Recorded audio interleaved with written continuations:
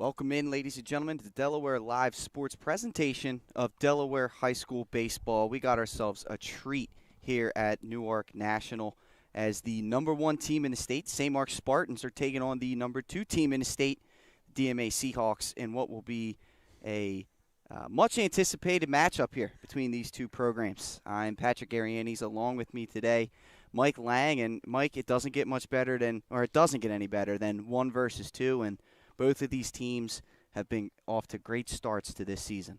St. Mark's comes in, Pat, with a record of 12-0. They needed 10 innings on Saturday to beat Smyrna, who came in, I believe, at 5-6 in that game. But Smyrna played a good game on Saturday.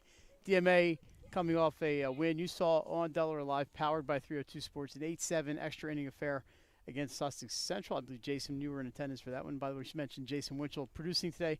Absolutely. Nick Halliday will be on the camera. Nick is out in the field somewhere. Oh, there he is. Out in the field. Literally, out in the field. yeah. He's out there. But anyway, we're going to have what's the word I'm looking for? A premier pitching matchup today. Probably 2 of the best pitchers in the state. #1 for St. Mark's, Christian Colmary, who's warming. You might be able to see him. He's warming up in the third base line. And right next to us here, Kevin Williams from Delaware Military Academy. They both throw hard in the 90s. They get up into the 90s. So as long as they're throwing strikes, this should be a nice, fast-paced game, which is the kind of game we all like. A little Tuesday afternoon baseball. Pat, this might be the nicest day we've had all spring. You're not kidding me, man. The temperature's touching 80. I got the shorts broken out. I'm a little bit pasty, but we'll work on that. Yeah, you mentioned it. Both pitchers today will be taking their talents down to Newark next year for the University of Delaware, and you're getting to see 2 of the state's best here today. Once again, highly anticipated matchup here between #1 and #2.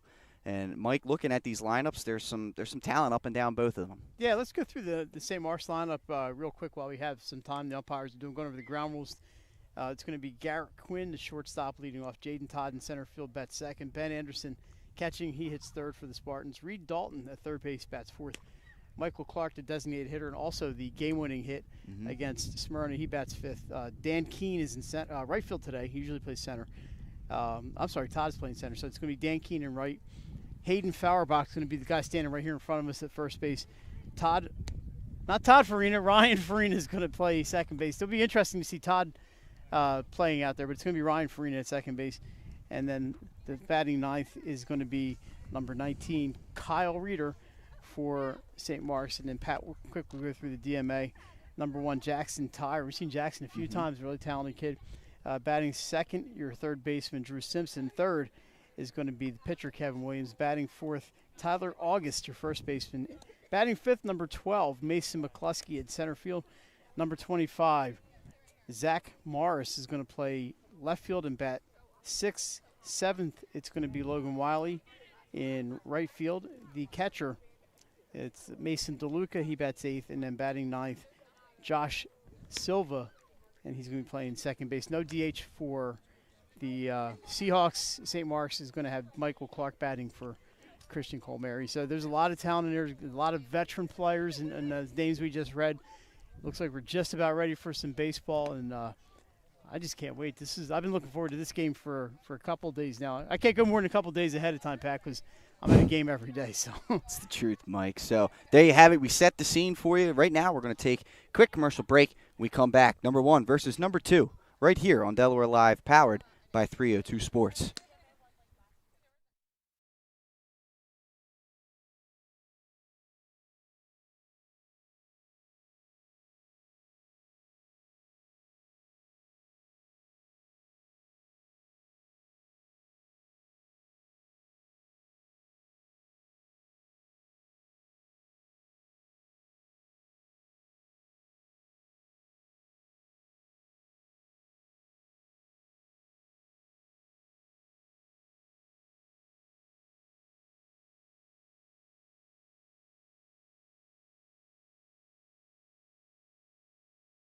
Is what you need with Ambience. Ambience provides you with over 25 years of experience in the heating, cooling, and plumbing industry. The team at Ambience Heating and Air Conditioning provides high-quality residential HVAC installations, maintenance, and repairs in new and older homes in the Delaware, Maryland, Pennsylvania tri-state area. You may not realize it, but half of your energy costs go to heating and cooling. Make sure your energy dollars count and call us today for a free estimate. 302-239-HVAC. 302-239-4822.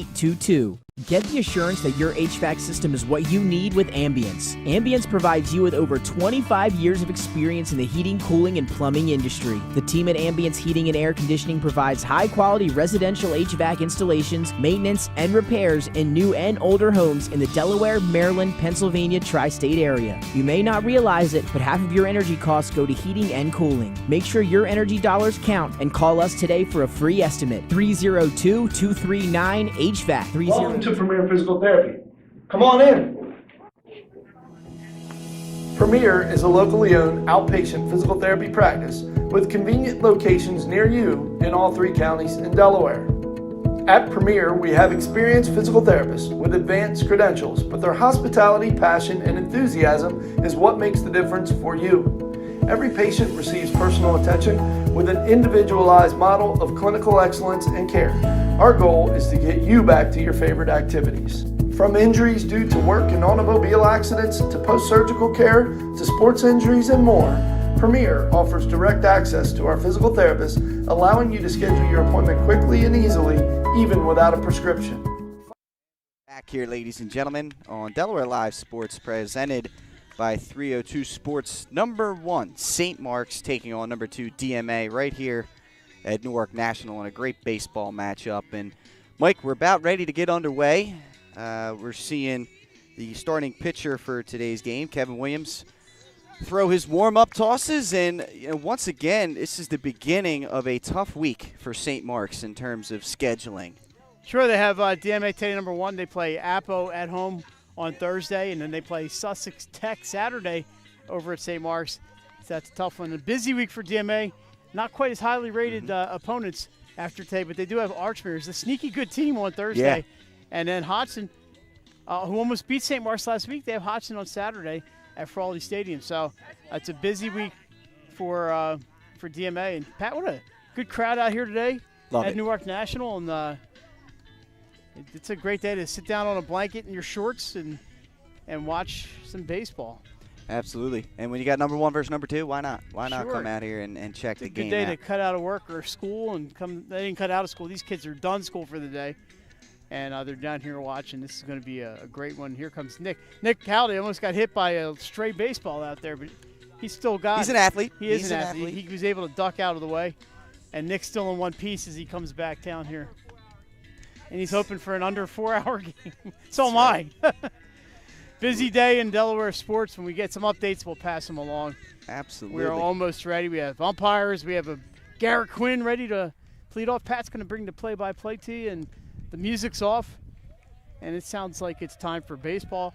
Can't hand it over to my broadcast partner, Pat Gariandes. As you mentioned, Mike, number 10, Garrett Quinn, leading this one off. The sophomore will step in against the Delaware commit. Once again, Kevin Williams. Yeah, the pitchers will be teammates next year. That's tremendous. Colmary and Williams. Keeping the talent in the state. Love to see it. Yeah, we do love to see it. Austin Colmary, Christian's brother, pitching for Delaware right now, along with St. Mark's product, Chris Ludman. So a lot of – and Don Velasquez from Dover. First pitch by Williams is taken low for ball 1, and we are underway here on a beautiful day in Newark, Delaware, just off Harmony Road here. The dimensions play 300 feet in left, 300 in right, 355 in the center as this ground ball goes to the shortstop, and firing across the mound there was Jackson Tyre for out number 1. 3 hopper. Sometimes you don't want to see get to that third hop, but he was able to short hop it and threw it over there to the first baseman, August. Absolutely. That'll bring up Jaden Todd, right-handed batter. Will step in. Again, I got to appreciate the uniforms here. Todd rocking the stirrups. Yeah, we saw some we've seen some good stirrup action this year. First pitch by Williams is pumped in there at the knees for strike 1. Jumping ahead of this batter. As you mentioned, working quickly. 355 in center with a unique pyramid pattern out there. Always appreciated that. This ball taken up high to even the count at 1-1. Well, Williams looks like he's throwing upper 80s. He's really getting the ball up there. One thing you have to do is just not get too hyped because you're playing St. Mark's, and then control that pitch. But he's a really, really good pitcher. Here's the kick and delivery in there for strike 2, fastball down low. Now we're going to apologize in advance. It's going to be hard to pick up the break here from our angle. We're only going to have to rely on the umpire to determine whether it's a ball or strike. Can't really tell you where the ball is located, honestly, from this location. Nonetheless, here's the 1-2 from Williams. That one is fisted out there towards the middle, and Tyre with a diving effort can't get it, and it'll fall in for a single. St. Mark's' first hit of the day comes from Jaden Todd. Jaden Todd with the, what do they call it, the flare? Little Texas Leaguer. Texas Leaguer. I got to see what the language is these days. Yeah. But that'll bring to the plate the catcher, Ben Anderson. Anderson had 2 doubles on Saturday against Smyrna, both down the left field line. The second one in that 9th inning moved the game-winning run to third base. So Ben is hitting well this year. That he is. Todd takes his lead off of first. Williams kicks and delivers. First pitch, all speed outside for ball 1. And, you know, Mike, I was watching Kevin Williams warm up here, but prior to the game, he's got some really great movement on that breaking ball. Yeah, and we've noticed that with all the top pitchers. You know, you can't just throw a fastball all day because eventually somebody will catch up with your fastball. Williams kicks. Whew, what a pitch. 1-0's in there for strike 1. What? Yeah, you're talking about it, Mike. Great location on that one. Paints the inside corner to even the count here at 1. How about that? Back-to-back breaking balls to start this at bat off, pitching backwards early in this one. They're expecting the fastball out of Williams, and he did fool Ben Anderson there. He looks over at first. Williams kicks. There goes the runner. He stops. Todd started and stopped. Ball was taken down low. 2-1 count. You have a feeling runs are going to be at a premium, so you don't want to be running into outs. So you might play a little conservatively in the beginning. Williams does have the high leg kick here with the runner on. We'll see. We'll see if Todd goes. Williams looks, kicks, and delivers. Once again, taken low for ball 3. That ball didn't really get away from DeLuca.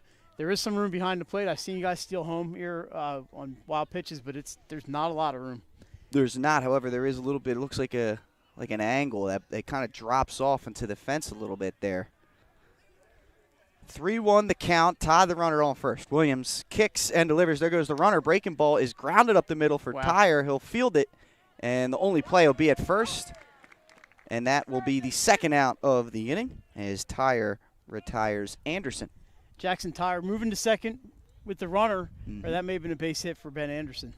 That is true, but the wheels were in motion there for Todd, and he is at second base now with 2 away.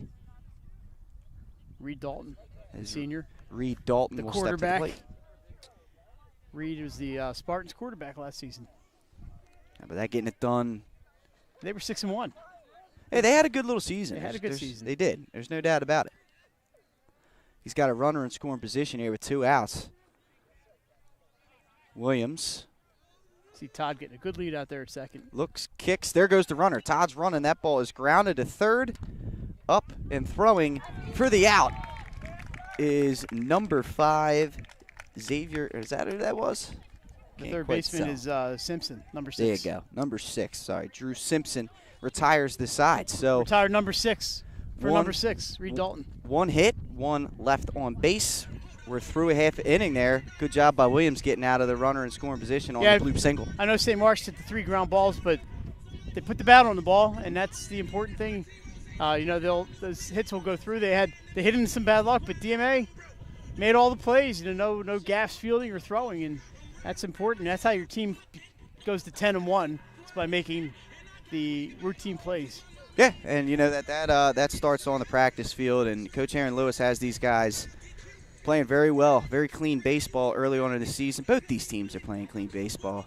Same with Coach Smith over there at St. Mark's. But and DMA, Pat, you know they have great facilities there at DMA. They don't have a baseball field, so yeah, you know they're kind of nomads. They play their home games down here at Newark National, I don't know exactly if they practice. Maybe they practice at Banning Park. I'm not sure where they go to practice, but Not sure either. you know, that's makes things a little more difficult. But they obviously have some talent in this program, and want to thank the people at DMA for basically allowing us to come down here today, including the athletic director, our favorite, Jeremy John. Yeah, yes, absolutely. Once again, thanks to not only Jeremy, but all the ADs throughout the years who have welcomed us in there with open arms. It's been a difficult year, and they've let us in. So yes, without a doubt. So now we turn our attention to the bottom half of the inning as we're seeing Christian Colmery warm up. Throwing a lot of balls in the dirt makes you wonder if there's a little bit of head games being played right here, Mike. Dirt the ball up a little bit as well. I know DMA is a really good hitting team. That they are. Christian can really throw hard, but sometimes you don't want to get too cute. You want to just throw the strikes and trust your defense. Absolutely. You've seen Christian pitch a few times this year, correct, Mike? Yeah, I have. Well, tell us a little bit about what we're going to see today from this crafty right-hander. Fastball gets up into the low 90s, 91, 92. He has a curveball that he loves to throw. He threw it against Salesianum over and over and over again and held the Sal's in check till about the 5th inning of that game. He pitched an inning on Saturday, Pat. He did not have his command going. He threw 33 pitches. Only give up 1 run, though, so he was able to work his way out of trouble. But his plan today is not to get into trouble. Well, we'll see how that goes. DMA is obviously, right now, we think the second-best team in the state. So absolutely, we'll see how it's going to go. And the leadoff batter is going to be Tyre. Jackson Tyre. Yeah. The man was busy in the field with 2 putouts. Right, you or 2 are. assists, not the putouts, but he had 2 assists in the first. And we're underway. So Tyre will take his stance. First pitch from Colmery looks to be an all-speed pitch in there for strike 1. Yeah, we mentioned jumps ahead of the batter. Christian loves to mix it up, even though he's got that fastball. Like we said, you can catch a fastball eventually, so you try to keep him off balance.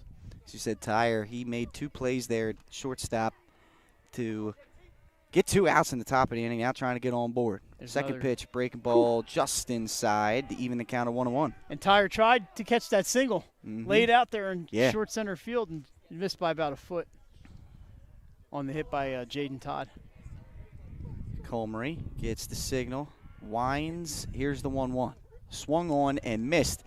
Looked like maybe another off-speed pitch that kind of fell off the table a little bit there for strike 2. He's not going to the fastball early, so obviously Christian and the coaching staff, they have a plan. Yeah, scouting report's been out there on them. DMA knows what they're going to get. As you mentioned, they had a game earlier this year. They put up 20 runs. That one's hit, but I believe it's going to be up in the elevator shaft. As that'll be retired out there by Jaden Todd in center field. It just looked like it had more on it when it left the bat, didn't it? And then it just died out there in center. No wind to speak of. Kept going up instead of going out. We got the Bob Ross happy clouds out here today, but not much in the way of wind. And whenever you get a Bob Ross mention in, you got to do it. Love it. That'll bring Drew Simpson to the plate now. We should all get froze, right? That's right. Simpson made the other put out in the inning. He'll bat here second, first pitch in there for strike 1. Yeah, there's the fastball. Maybe something with Jackson Tyre that he knew about the fastball. He stayed away from it because he brought it right to Simpson on the first pitch. That he did. Here's the windup. That pitch down low. So 1-1. And that'll even the count here. Colmery. The UD commit. Winds. Kicks. Delivers. Breaking ball down in the dirt. 2-1. So Simpson battling ahead here. It's good to see people lining the fence. Not a lot. Some people in the outfield. One guy in the outfield all by himself, lonesome out there, Pat, by the 330 sign. That ball down low. 3-1. So Colmery falling behind the 2-hole hitter Simpson here, but we'll see what Simpson can do. As Colmery kicks, and the 3-1 breaking ball's in there for strike 2. Took a little bit off that one. A lot of noise coming from the DMA bench. More DMA students arriving on the scene here. A little bit of gamesmanship going on in the dugouts. We even have a canine fan in attendance. Here's the kick, delivers the full count pitch up high and outside for ball 4. So Simpson's aboard, 1 out base runner for the Seahawks as the pitcher, Kevin Williams, steps to the plate. Yeah, also a hitter, by the way. He's an all-around baseball player. It's good at bat there by Simpson. Yeah, Getting on base any way you can. With the 3 games this week, they need their pitchers to be, both teams need the pitchers to be as efficient as possible. Comrie checks the runner, comes set, kicks, fires in there for strike 1. One thing you see for Comrie, a little bit more of a slide step than what we saw from Williams in the first inning. You know, holding runners in this game, Mike, is a very important part of it. See Drew Simpson get a good lead off there at first base. That's Hayden Fauerbach, the first baseman. There's more of the leg kick, and he's in there hitting the lower outside quadrant there for strike 2. Seems to be the umpire's wheelhouse is that lower portion of the strike zone. Yeah, we saw it in a softball game earlier this year where DMA actually threw a no-hitter. Remember that game, Mike? And, yeah. You know, it's the same thing as Comrie will check on the runner over at first. By the way, another no-hitter yesterday for Grayson Frost. She's incredible. What's that now, 4 on the season? Something like that. 4 or 5 on the season for Grayson Frost. Special talent. Comrie checks the runner over, keeps peeking, and time is called by Williams. Tired of waiting. This is a slept-on part of the game, Mike. This is a slept-on part of the game. Going to make Comrie break his concentration out there and do it all over again. Who's going to get uncomfortable first? Comrie kicks, delivers the 0-2, check swing. Did he go? No. They said he checked up. 1-2 to count. That's a good location, though, for Comrie. I think we had a better look. I'm okay with that call. With the base umpires at second base, that's a little tougher call than if he's at first base. Did he break the plane? Yeah, That's the I don't question. think so. From standing here, I didn't think so. We'll send it to Secaucus. We'll find out. Comrie kicks the 1-2 outside, 2-2. Have you ever been? Has anybody ever been to Secaucus? No. Is it an actual place? It's a great question. It's like exit 16E or something off of the turnpike. It is. I do remember. I've seen the exit sign. As much time as I spent in North Jersey, I don't know if I've ever been in Secaucus. Comrie kicks, delivers 2-2 pitch is fouled away. Williams staying alive here, fouling it onto the Little League field behind him. It's almost a shortstop over there on the next field over. Count remains 2-2. 2-2. The scoreboard is accurate. Comrie looks over at Simpson. Comes set. There goes the runner. The 2-2's grounded to third base. It'll be fired across low. Can't be dug out. Runners are going to advance. Williams goes to second. Simpson to third. As that one could not be scooped out by Fauerbach. And how about that? Second and third now for the Seahawks with one away here in the top of the first. Yeah, unfortunate throw for Dalton, and it's going to put two runners in scoring position for the Seahawks, and they're in business now with August coming to bat, their first baseman. Pinch runner Peyton Brannick coming on for Williams, the pitcher. He will be at second base. Oh, got a little bug on me. Sorry about that, ladies and gents. Had to blow him off. There seem to be a few buggies around here. We are in the middle of the woods here, in the trees. It's true. Now to the plate. Carved a baseball field out of the cleanup batter, Tyler August, the sophomore, son of Wilmington University coach Brian August. He's got 2 ducks on the pond here with 1 out. Comrie kicks. First pitch is taken outside for ball 1. See the Spartan infield drawn in here early in this game. Figure runs are going to be a premium in this pitching matchup. We want to try and cut it off here. Yeah, they do have the infield up, which is a little unusual, but like you mentioned, they're not expecting much in the way of scoring today. Comrie, that ball taken up high, so 2-0 the count. Perhaps a situation where maybe they're pitching around August with the base open. Would not be the worst. Yeah. It's going to drive up his pitch count, but other than that, it's really not the worst result. Comrie kicks, delivers that one in there, so you and I are both wrong on that one. What else is new? Inside part of the plate for a strike. 2-1 the count. Comrie checks the runners, kicks, delivers, swing and a miss. August out in front of that one. Yeah, it looks like Christian looking back, trying to reach for a little extra here. Yeah. And needs the outs. And nothing better for St. Mark's here than a strikeout. 2-2 to count. Comrie trying to fight back here Runners on second and third with one away. Swing and a miss. Foul tip into the catcher's mitt. Wonderful spot for that pitch. 2 away here. Big out for Comrie and the Spartans. I think he fooled Tyler August with that off-speed pitch. Great job, you mentioned, by Ben Anderson to hang on to that tip. And now you can see some light here at the end of the tunnel. If you're the Spartans, infielders are back in normal position, and the batter is Mason McCluskey at the plate. McCluskey is a big hitter. Comrie kicks. First pitch just outside. Just a bit outside for ball one. Falling behind another batter here. Comrie trying to limit the damage here. Yeah, it's an unfortunate throw there, but it happens. That one popped straight up out of play behind home plate. Pat, we've all played baseball, and we've all made that throw. It's true. And you just gotta move past it and get the next guy.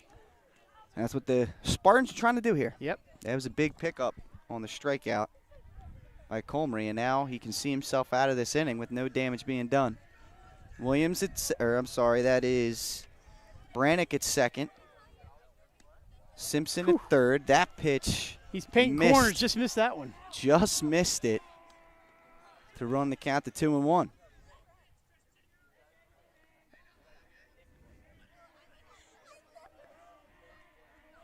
Comrie kicks and delivers. Driven right at the second baseman. He caught that in the air. Let's see if the umpires. He's out. They did. Top play candidate right there. How about that play? Ryan Farina. Ryan Farina, not Todd, because Todd would have never caught that. Ryan Farina with the diving snag right before that ball hits the ground. And how about that? DMA threatens but doesn't score. We're through one, and we're scoreless right here on Delaware Live Sports. Your home, your community. It's not just where you live, it's where you belong. At Dover Federal Credit Union, we understand what it means to be local. We started here, and we're not going anywhere. We're as local as it gets, and we like it that way. We're not just a financial institution. We are the local credit union that you can trust. Local people, local decisions. Dover Federal Credit Union. Your home. Hi, I'm Scott Kammerer from SODEL Concepts. SODEL Concepts is an award-winning restaurant group with 12 locations in beautiful coastal Delaware. Come check us out. At SODEL Concepts, we believe in cooking beautiful, simple food, developing the people we work with, and making the world a better place. Come visit us this fall for our great off-season specials, like half-price entree night and crab cake night. With 12 locations on the culinary coast from Lewis, Delaware to Fenwick Island, we have something for everyone. See you soon.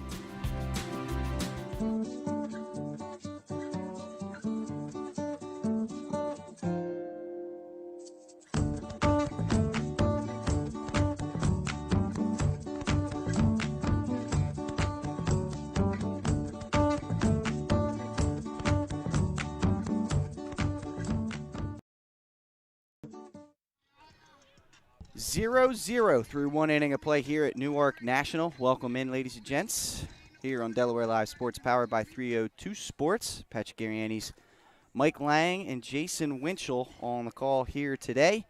And you're right. I mean, what a play to end the first inning there, as a tremendous play by Ryan Farina ends the threat from DMA, who had 2 runners in scoring position, less than 2 outs.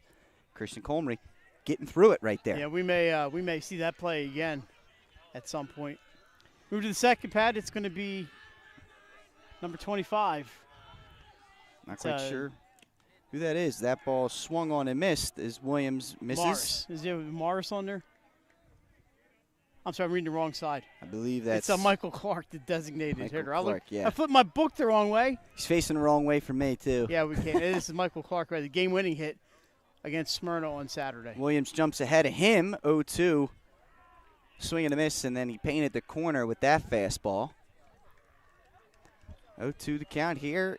First batter, top half of the second inning. Williams kicks, breaking ball in the dirt. Nice waist pitch there. Good take there by Clark. Now it's a Spartans' turn to make the noise you hear. You can probably see them on your screen over there straight ahead there. It's a part of a game. It's a part of the game that's kind of gotten more popular, I feel like, over the years. It's loud. The hooting and hollering. Williams kicks. Called third strike on the outside part of the plate, and he eyes the batters down after that strikeout. I thought they were cheering for you, Pat.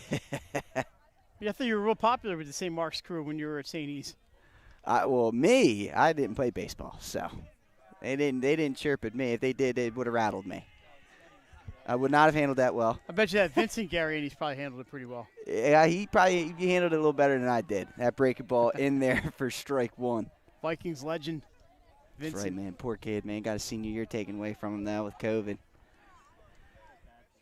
That one is grounded. This could be trouble. Williams Fields, he's got to hurry, and he doesn't get there. How about that? Good hustle out of the box by number 22, Daniel Keene, to leg out an infield single. What a play, though, by Williams to even have a chance at that one. Good hustle there by Dan Keene. It was tough for me to see if it was safe or out, but he got the call, and he's on base with an infield hit. Just great hustle by Keene to get down the line. Your batters, now it's Ryan Freeman. I would not be surprised to see Keene moving at some point here. There's a throw over to first. That's a heck of a play by August to keep that one in the mitt there. You see a little bit of gamesmanship going on. So St. Mark starts rattling in the dugout. You saw Williams get a strikeout, eyed the dugout up. Now you're starting to hear the comeback. That one just inside for ball one. So I'm not tough. Like you said, it's tough for us to see the strike zone, but man, they are right around the plate. That's right. Williams settles in. Kicks and delivers just low. Good eye by Fauerbach. Looked like he was starting to swing, but held up. It's a 2-0 on the count. Even the count. Or I'm sorry, yeah, 2-0 is the count. I'm not sure if I can trust that scoreboard. It is 2-0. I missed Fauerbach. The Farina's up next. What am I thinking? Hayden's a little bit taller than Williams. There goes the runner. That one is grounded. Another hit and run attempt. Fielded cleanly and thrown across by Simpson. That's two good plays by him in this one. One away, but runner does advance to second base. Another opportunity. Runner on second base with 2 outs for the Spartans. Yeah, that's a great play over there at third base. I mean, he's not deep in the hole, but he's all the way at the foul line, basically. Strong throws both times that he's had to make, and they've been right on the money to August. Now Farina comes to the plate. We saw him make a heck of a play to end the first inning. Has a chance to pick up a 2-out RBI right here. And we saw St. Mark's, another runner in motion. They've been running both times they've had men on base. Williams has got a pretty significant leg kick, so it definitely seems to be a strategy. And not many secrets in high school sports here in Delaware, so everybody knows everything usually. Low and away there, Williams' first pitch. And St. Mark's not yelling out 3-digit codes. I saw some actual real signals down there at third base. Love that. I always love that. DMA not wearing the sleeves either, so. Williams checks the runner at second base. Keene kicks. That one grounded to shortstop. Tyre will field it. Throw on the run. August stays on the bag. And another clean inning there by DMA. One runner gets on. They do push him to second base with 2 outs, but Williams is able to get another ground out. He's doing a good job of keeping the ball on the ground here early. Through 1.5, still scoreless, Mike. The Ryan Farina fan club in attendance here. Good play, DMA. How about Williams keeping the ball on the ground and getting the plays behind him, and that's staying out of trouble. That's it, man. I mean, the ball's moving. He's keeping it low in the zone, and the Spartans are just driving it right into the ground. And his defense is making plays. I mean, we've seen now 3 plays for Tyre at shortstop, 2 plays for Simpson at third base. And, you got to make those easy ones. They're the ones you got to make. Pat, some games around Sure. The state. We don't have scores, we may, but just looking at the schedule, St. George is playing today at Mount Pleasant in Flight A. We have Apo at William Penn. William Penn's kind of been up and down a little bit, so we'll see how that one goes this game here. We have Concord and Hodgson underway. Delcastle and Middletown. Caravel at Salesiana. That should be a good one over there at Sally's. And here's a sneaky good game. St. Andrews at Tower Hill. Oh, I like that one. That's a good one. Tatnall, Battle of the Independents. Downstate, Smyrna at Cape. Cape is a really good team. We'll see how Smyrna rebounds after their tough loss on Saturday. And then a couple other games later. It's a big game of 22 baseball games on the schedule on a Tuesday. I didn't know we had that many umpires around, but we do. We find them. Find a way. Night game, Pat. your alma mater, St. Elizabeth's at Frawley Stadium tonight against Sanford. Ah, how about that? 7-4, Sanford coming in Warriors. How about that? The Warriors. 7-4, as they had a 3-game win streak snapped on Saturday at Tower Hill. So a busy day around DIAA, and that's just baseball. That's just baseball. It's a busy Tuesday here in the 302.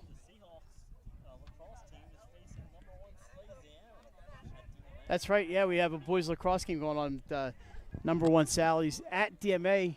I think as we speak, right? Or 4:30 or 4 o'clock. Yeah, so 3:45. We'll keep you updated, folks, on when things. We're gonna have Salesianum lacrosse coming at you on Saturday at noon. Saturday at 1. Just what I meant to say against nationally ranked Malvern Prep. That'll be a good one for sure, man. We have other games. We're gonna get you the schedule as we go along, but. Right now, it's bottom of the second action. Zach Morris coming to the plate here for DMA. As Comrie kicks, delivers first pitch. It's grounded to the shortstop. And a little bit easier of a play there for Farina. It retires Morris for the first out here in the second. Yeah, it's not going to get the publicity that diving stop did, but it's important to make all the plays.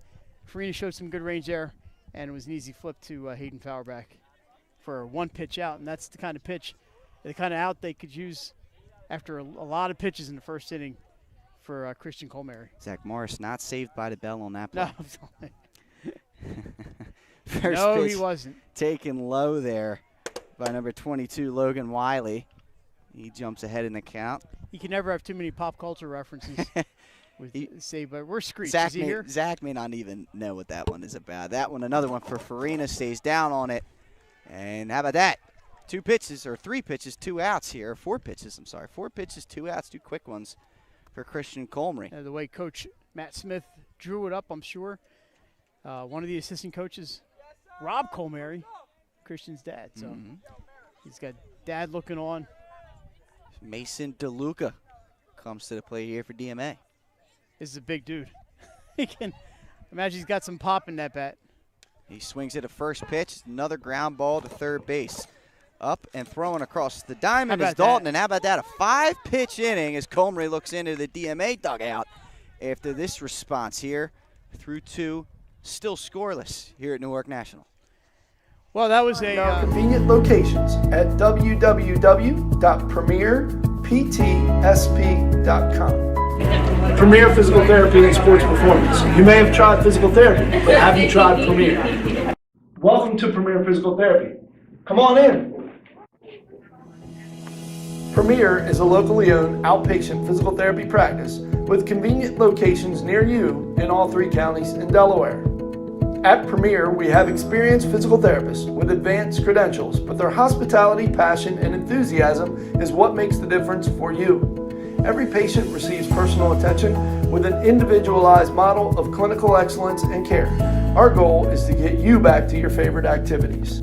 From injuries due to work and automobile accidents to post-surgical care to sports injuries and more, Premier offers direct access to our physical therapists, allowing you to schedule your appointment quickly and easily, even without a prescription. Find our convenient locations at www.premierptsp.com. Premier Physical Therapy and Sports Performance. You may have tried physical therapy, but have you tried Premier? Welcome back in here, ladies and gentlemen. Pat, Delaware Live Sports. They're playing the greatest hits of you and Nick Alessandrini here between innings. Yeah. My voice does not sound like this, thankfully. Thankfully. But we move to the 3rd inning. Pat, who do we have coming up for the Spartans? That's a good question, Mike. If I could see the numbers, I would well, it's going to be I'd let you know. Number 19 is first. That's going to be Kyle Reeder. And then back to the top of the lineup with here we go. Garrett Quinn and Jaden Todd. We're rounding out the lineup. Spartans have 3 uniforms. They went with the black one today. You know, I like it. I mean, it's not a bad-looking traditions. uniform. New traditions. A lot of enthusiasts are like, oh, well, that's not one of their core colors. But and when I saw them play Archmere a couple of weeks ago, they both wore the black with the green numbers. Yeah, that's tough. Archmere had white hats. St. Mark's has the black hat, and that's the only way we knew who was who. And there's an awk on the back of the Archmere uniform. Now being coached, of course, by former St. Mark's assistant Nick Santa. Right. That's a good point. Williams jumps ahead of the 9-hole hitter Reeder with the first pitch strike, and misses that one as this count runs even. 1-1. By the way, the Hawks had a little rough start to the season. They've really turned things around up there, and they've won 4 in a row. So that's a good job by a good guy, man. Nick Santa's a really good guy. You mentioned it, man. They're always a sneaky good program, Archmere. As that ball taken in the dirt, so Williams falls behind the batter here, 2-1 now. Yeah, Jason's mentioned in that conference at Diamond State, and there are some historically good programs and some really good teams this year. Swing and a miss. Yep. Okay, the teams like Wilmington Charter, we mentioned, is having a real good season. Yeah. The usual. Conrad is always good. DMA is really good. Archmere is always very solid. So there's some talent in that Diamond State conference. Yes, there is. As Williams misses just outside, pushes this count full. I love it. I love seeing the new blood, right? I mean, DMA has really taken strides this year. Conrad, really, it's been the last 5-6 years for them. But prior to that, obviously they weren't that much of school. So he loses the batter here, and Reeder, the 9-hole hitter, gets aboard with a leadoff walk. Mike, you got to beware of the leadoff walk, the legend of the leadoff walk. There's nothing good ever happens with those. You see Quinn getting the signs. Would they go with a bunt here from Garrett Quinn? Quinn's got some speed. So if he bunts it in the right spot, he's looking at a base hit. Make the defense make plays, Mike. You're exactly right. I mean, at this level, nothing's a guarantee. So we'll see what they do. Williams, quick throw over to first. Now, you've seen 3 batters run on him early in this game. Well, you mentioned a high leg kick. They can get a jump. They've all seen him play. They've played with him probably. They know what he does and what he doesn't do well. Trying to keep these runners close. Kick, break, ball in the dirt, gets away, and Reeder's going to get second easily on this one. Not going to need the sack bunt there, but now drive him in. Do you punt him to third? I am generally not a fan of giving away outs. Yeah. But like we mentioned, runs are going to be scarce today, we think. This is very true, Mike. And again, small ball, depending on where you place this bunt, nothing's a guarantee here, especially you talked about the speed of Quinn. Fielders are up at the corner, so they're not discounting a bunt here from Quinn. Williams needs to be careful here with Reeder. He looks behind, and time called. The gamesmanship is on. It's a big matchup. And, you can feel the intensity for both teams. They're both looking into the dugouts. They're both rattling it up with the opposing team. It's good because in years past, you probably see St. Mark's not too worried about DMA. No, but it's good to have more teams that are good, the better. Exactly. They're a real threat. Here's the kick. Swung fouled away. Look out for that one.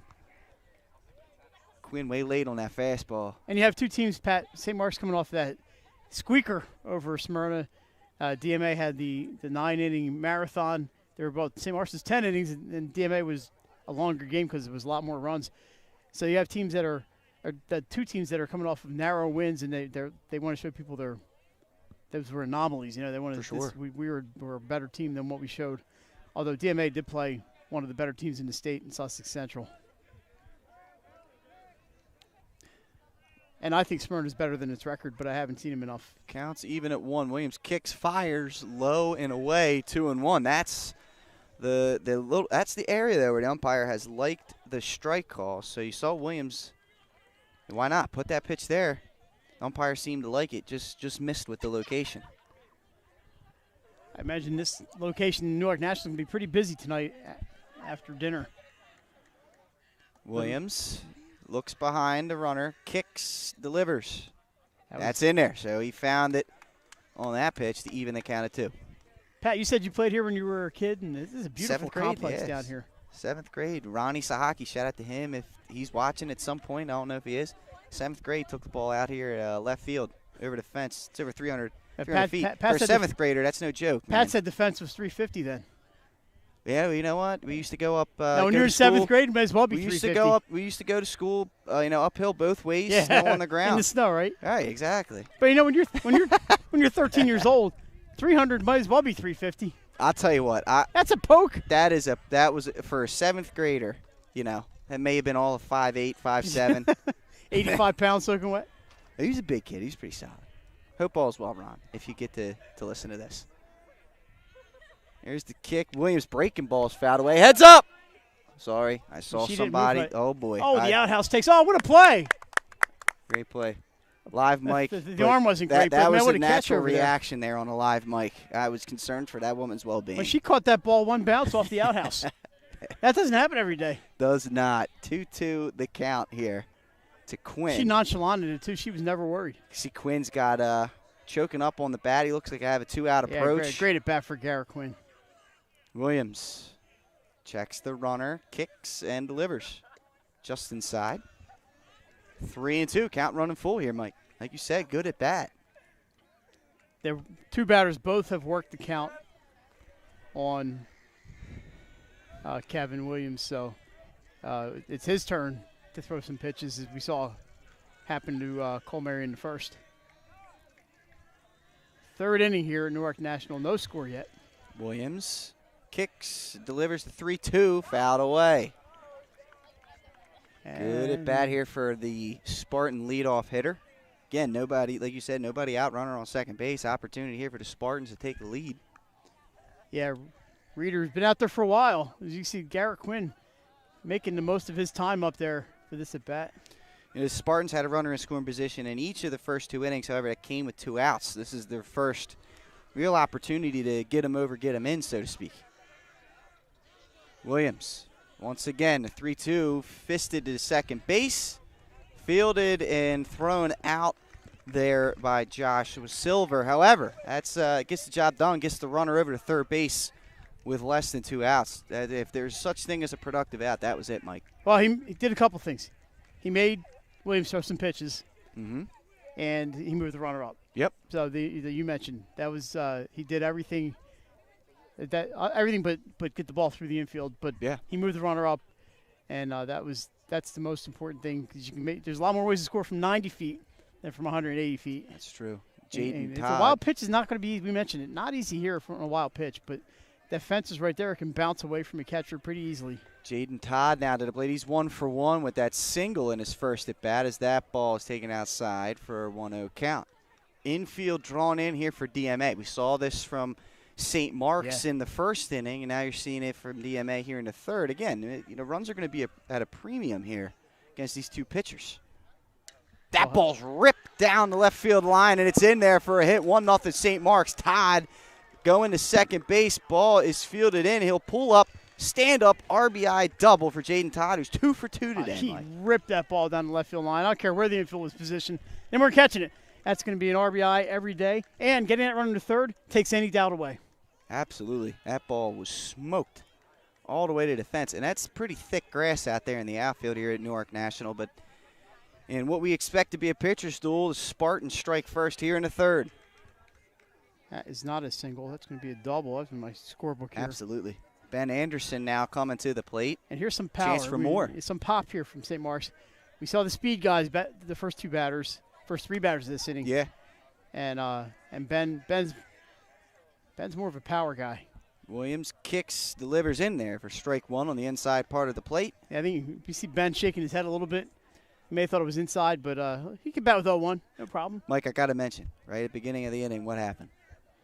It was lead a off walk. You mentioned walks. Lead off walks, man. They always come back to bite. The majority of the time seem to come back and bite pitchers. I don't know what it is about them. Timeout called. Anderson steps out. You mentioned a 1-0 Spartans. Sometimes I feel like Tony Romo on a CBS broadcast when I make some predictions, man. It's incredible. Pat, you're due for a raise. Yeah, Anderson. I don't know. Did he hold his swing up? They bet, and he He went calls the strike. 0-2. That was a pretty filthy breaking ball right there by Williams. Right in the dirt, and Ben committed. It looked like a nice fastball. I might not, on the lower part of the plate, didn't pick up on the spin. That ball just broke completely off. The question, Pat, is could you catch a football dropped out of a helicopter from 600 feet? Probably not. No, probably not. I mean, Tony Romo didn't either, but that was one of his things. That was Gronkowski just caught one. Here's the 0-2 from Williams. Kicks, delivers up high, 1-2. Isn't the NFL draft, is that like Thursday? Yeah. I'm not really paying attention too much. It's hard to get excited about my home team. Hard to get excited. I'm worried about the local 9 center field position. I'm worried about that as well. Time out and here. the 4th and 5th starters, and a couple other things. Talk this one over up at the mound. Yeah, we're not getting much production out of left field either, but it's hard not to like the left fielder. He's just not hitting very well. It's true. Rossiter, he wanted to talk something over there with Williams. Perhaps I'm sorry, not Rossiter. DeLuca wanted to talk it over. Is that 1 and 2 on the count? 1 and 2 to count runner on second base. You do want to be careful here. 1-2. It just doesn't need to be a meatball by any means. And it's bounced up there. Good block there by DeLuca as the count runs even. Good job. I'm going to try to keep that guy off for third base. Jaden Todd can score from second on a single, but you don't want to give bases away. That was a great stop.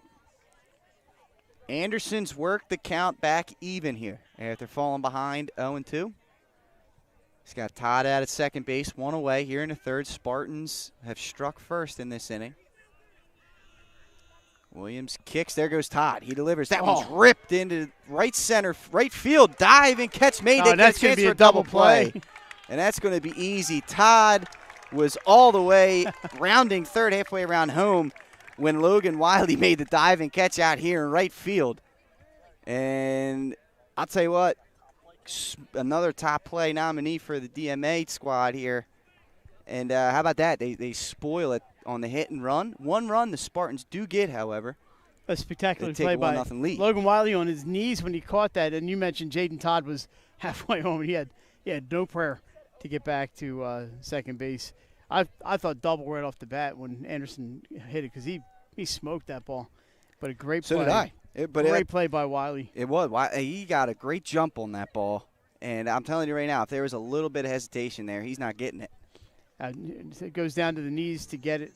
And the other, it was a 2-parter, right? So the first was the diving catch. The second part was knowing where Todd was in the base pass. But you can take your time throwing it to second. Take your time. You hit the cutoff man. Didn't try to overthrow it. Nick's got 2 top plays now to worry about for next week. One thing though, look, so the Spartans got to run. They could have got more, but one thing you gotta like in this dugout is you had 2 extremely hard hit balls there against Kevin Williams. Well, what I think is telling here, 1 strikeout out of the first 9 outs for St. Mark's. Mm-hmm. And if you're Coach Smith, you got to be happy your team's they're putting the ball in play. Right. And then things happen when you put the ball in play. That's so true. Not much happens when you're walking back to the dugout after strike 3. Well, nothing happens. Nothing happens unless the catcher drops it. That's exactly right, Mike. A team up on Broad Street needs to figure that out as well. Well, that's how infected Major League Baseball is with that thinking. But that's another topic for another day. But you don't hear much about launch angles in high school. No. Thank God. 1-0 the scores we had at the bottom of the third. DMA will send Josh Silva to the plate to lead this one off. I mean, look, if I'm not mistaken, right? It's going to be Josh Silva, the 9-hole hitter, followed by Jackson Tyre and Drew Simpson.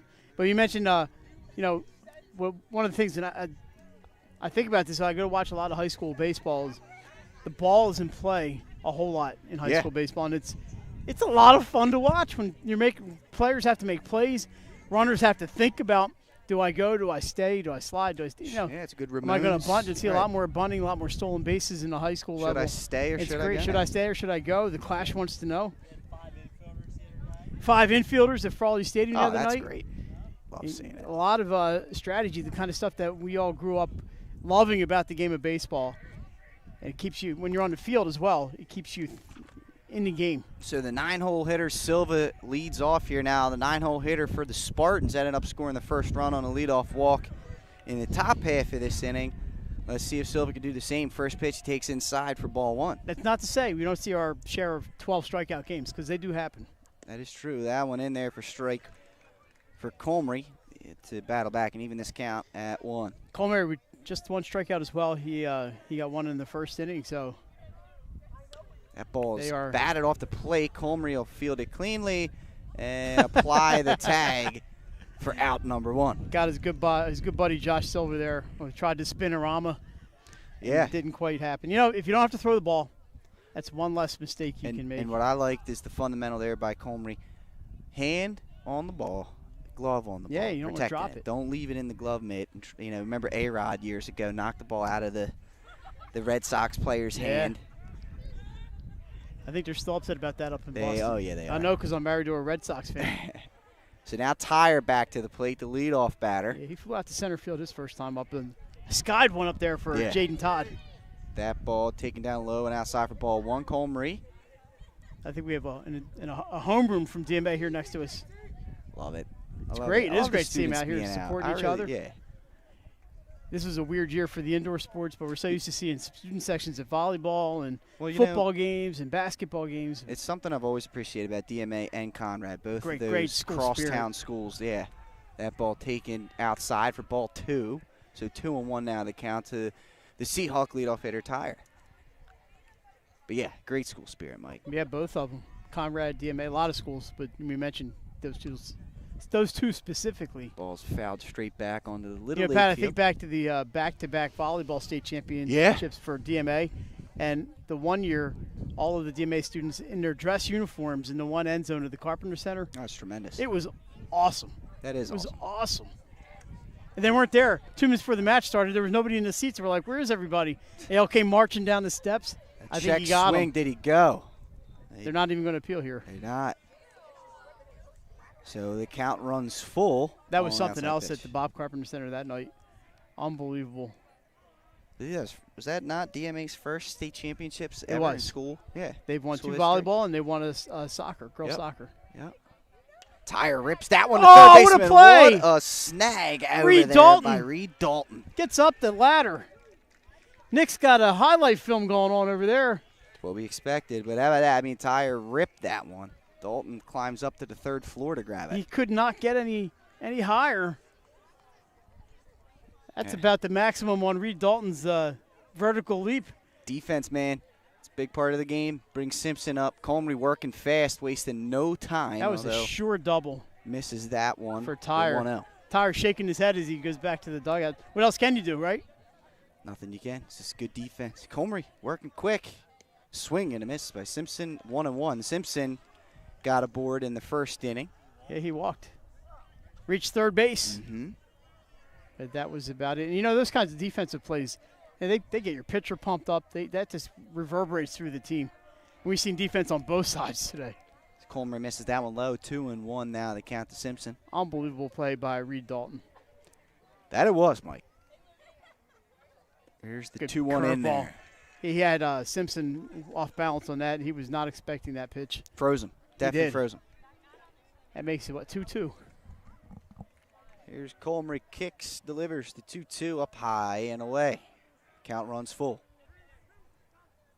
Let's see Colmery throwing a few fastballs here with 2 outs, just trying to get out of this inning. It's the kind of shutdown inning you want to see from your ace. He shakes off 2 signs. Let's see what he comes with. Breaking ball fouled away. Good job by Simpson spoiling that pitch. And there's the ball sitting there like my drive on the 13th. Useful. Let's go to golf voices, please. Here's the pitch. Colmery outside ball 4, so Simpson draws his second walk of the day. 2 out base runner for the Seahawks. Kevin Williams to bat. And now Williams trying to help himself out here. Reached on an error his first time, 2 base error his first time up. Did. It was a runner, Simpson, who was taken off for second base. Ground ball to third base, wasn't handled over here by Fauerbach. And yeah, had 2 runners, second and third with 1 out. Couldn't score back in the first. Let's see if Simpson gets going. And Colmery remembers what happened. It was kind of an excuse me throw over to first base. Just like, I know you're there. But he's still getting a good lead. Colmery kicks. Breaking ball in man, what there a for good strike 1. Good pitch there from Christian Colmery. August on deck. Should Williams get aboard?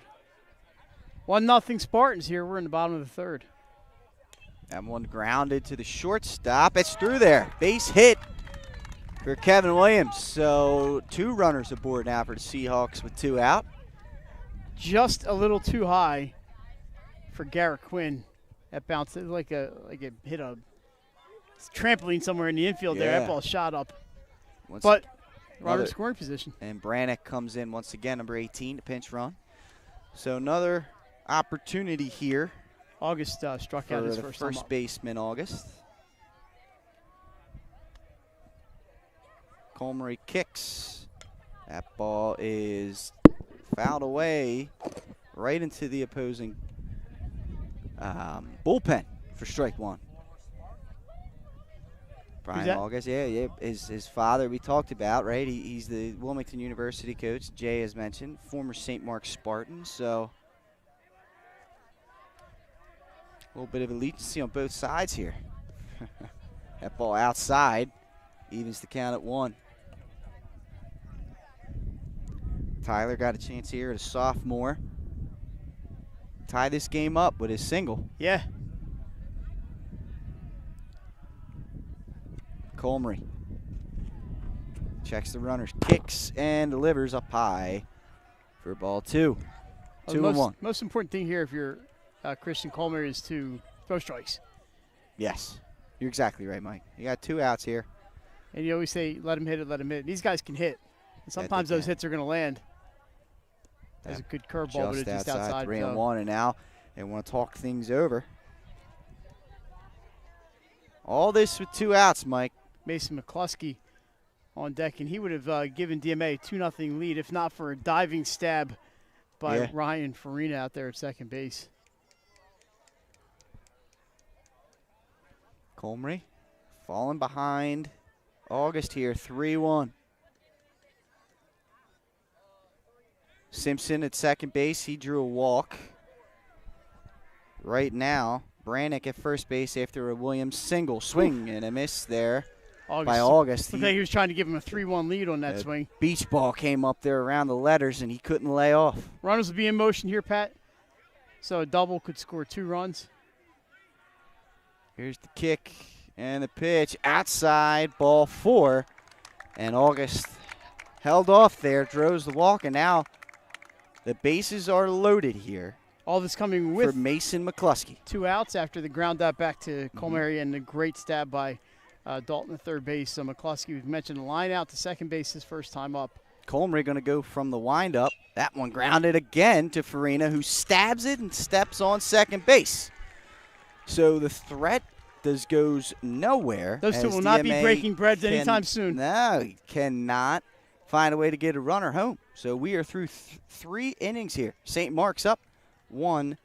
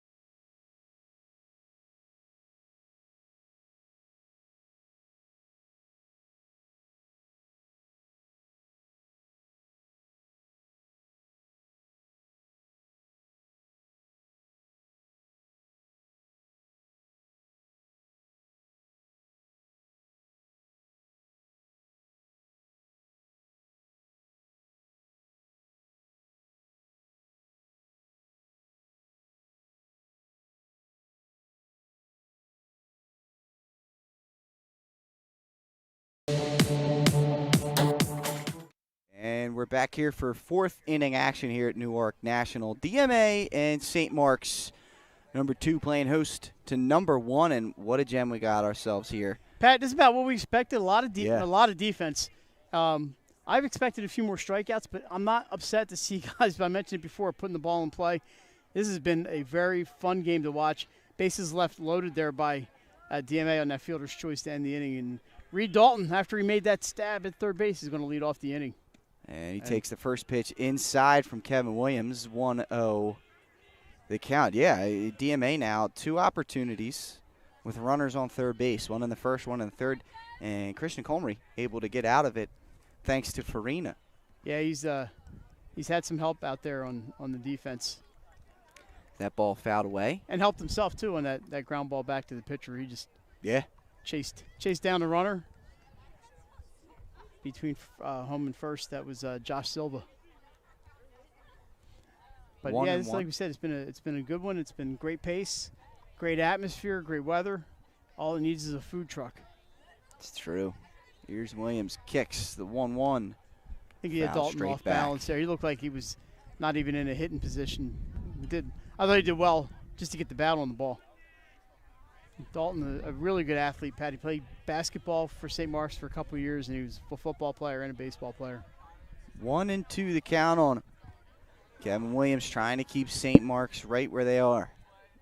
That ball fouled straight back. Dalton out of All Saints Catholic School, which unfortunately is no longer with us. That was All Saints, man. That was the combination school that the diocese had going. St. Catherine's, Corpus Christi. Who else was included in that? St. Matt's, yep. Williams, woo! Perfect time for the breaking ball after he fouls 2 fastballs back. Swing and a miss, strike 3, and you saw the little coup de grace right there by Kevin Williams on the strikeout. Let's see if St. Mark's noticed that or not. You know what? I love it, man. We saw this at the major league level with Bauer and Tatis. I like the jawing going on in baseball. I don't mind it. Just the second strikeout of the day for Williams, and that brings Michael Clark to the plate. That breaking ball is in there on the inside part of the plate for strike 1. Williams. Dan Keene is on deck, so it's Michael Clark and then Dan Keene. Williams looks to have a little bit of swagger going now. Whew. That ball just outside for ball 1. Outside. Williams wanted that one, Mike. Like you said, we're down the first base line. It's tough for us to see inside and outside. I'm sure it was close. That breaking ball is chopped to the third baseman. Simpson up with it, and that's an easy play for the third baseman for out number 2. Yeah, he's done a great job down there today. He does, man. He's very sure-handed. We've seen that today at third base. His classmates over here approve. Why not? Why wouldn't you? Now Dan Keene comes to the plate. 2 quick outs here for Williams. It's kind of the inning he needs. Maybe we saw this from Comrie, too. Yeah. Let's see if St. Mark's can get a little something brewing. That one's in there for a strike. Outside part of the plate. Should Keene reach, he's got Hayden Fauerbach waiting on deck. As we are in the 4th inning here at Newark National. That ball's driven out to be foul over here on the right field side. Nick had it. It's just over his head by about 80 feet. And he's on a step stool, yeah. 0-2 the count. That's a quality platform there, Nick. Williams shakes off a sign. He's got it now. Winds and fires. Again, right at him, Nick's got it. Right field. I thought Halliday had that one. That's a little bit shorter. If he Almost gets out the lob wedge, Nick's going to catch one. It's almost the same spot on that. So they spoiled 2 pitches here. Does Keene. Williams winds. The 0-2 again is in the dirt for ball 1. That's a good hold there. He knew he was going to waste one, and Dan Keene lays off. 1-2 the count here. Top half of the 4th inning. Kevin Williams swing and a miss. Oh, man. Breaking it off on Keene for the strikeout. He picks up 2 here in the top of the 4th. Keeps St. Mark's at 1 run. Retires the side in order. We're through 3.5. 1-0 St. Mark's on top. That's a good bounce back inning there by Kevin Williams. That was probably his best inning yet. He went 1, 2, 3, and good job. He's getting stronger. I know he gave up the run, but I don't think he's never been like, he hasn't lost his command, hasn't lost any speed. No. His curveball's been on. St. Mark's is a good team. That's why they scored that run. Pat, tomorrow night, 7 p.m. Tell us what we got, Mike. We got some softball. We're gonna be at Red Lion. It's gonna be Padua and the Lions down at Red Lion. Glenn Frazier, myself, and Nick Halliday are gonna be down there in our little bird's nest. Oh, that'll be a good matchup. At Red Lion, it'll be a good one. Good matchup. And then Friday night, we're gonna shift it a little bit. We're gonna go boys lacrosse from Kent County. Ooh. All our downstate fans. We're gonna be on Old North Road. It's gonna be 2 really good teams, and I mean really good. Archmere and Cesar Rodney. That should be a great one. That should be a good one. And then Saturday, more lacrosse.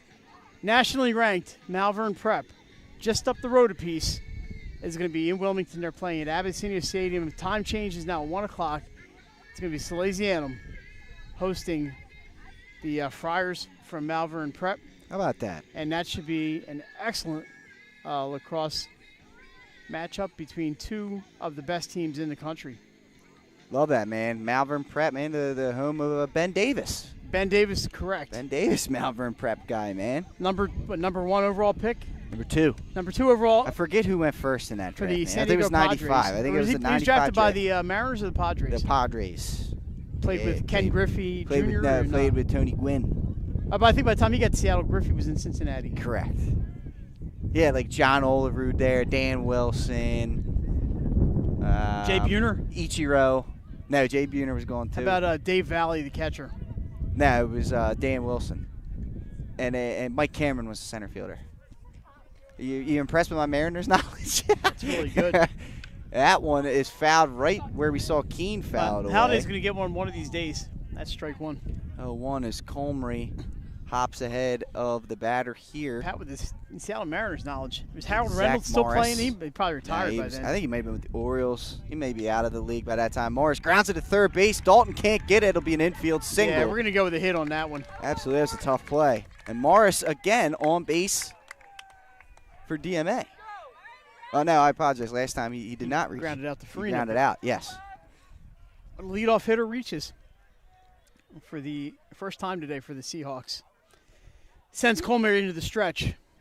And brings up Logan Wiley. Wiley grounded to second base his first time up. So Farina is ready for the lefty. Comrie checks the runner, kicks, and delivers. First pitch just inside for ball 1. I know what you're thinking watching that 91-mile-an-hour fastball coming at you. You're thinking, please don't hit me. Don't hit me. That's what I'm thinking, at least. That's why I didn't succeed in baseball. Could have been 61, and I'd have been like that. Swing and a miss for strike 1. That seems barely make an indent at 61, Pat. Yeah. I'll tell you what, we did a Sally's game earlier this year, and I took one off the rib cage on warm-ups as that one's grounded. And behind the bag, through the glove it goes.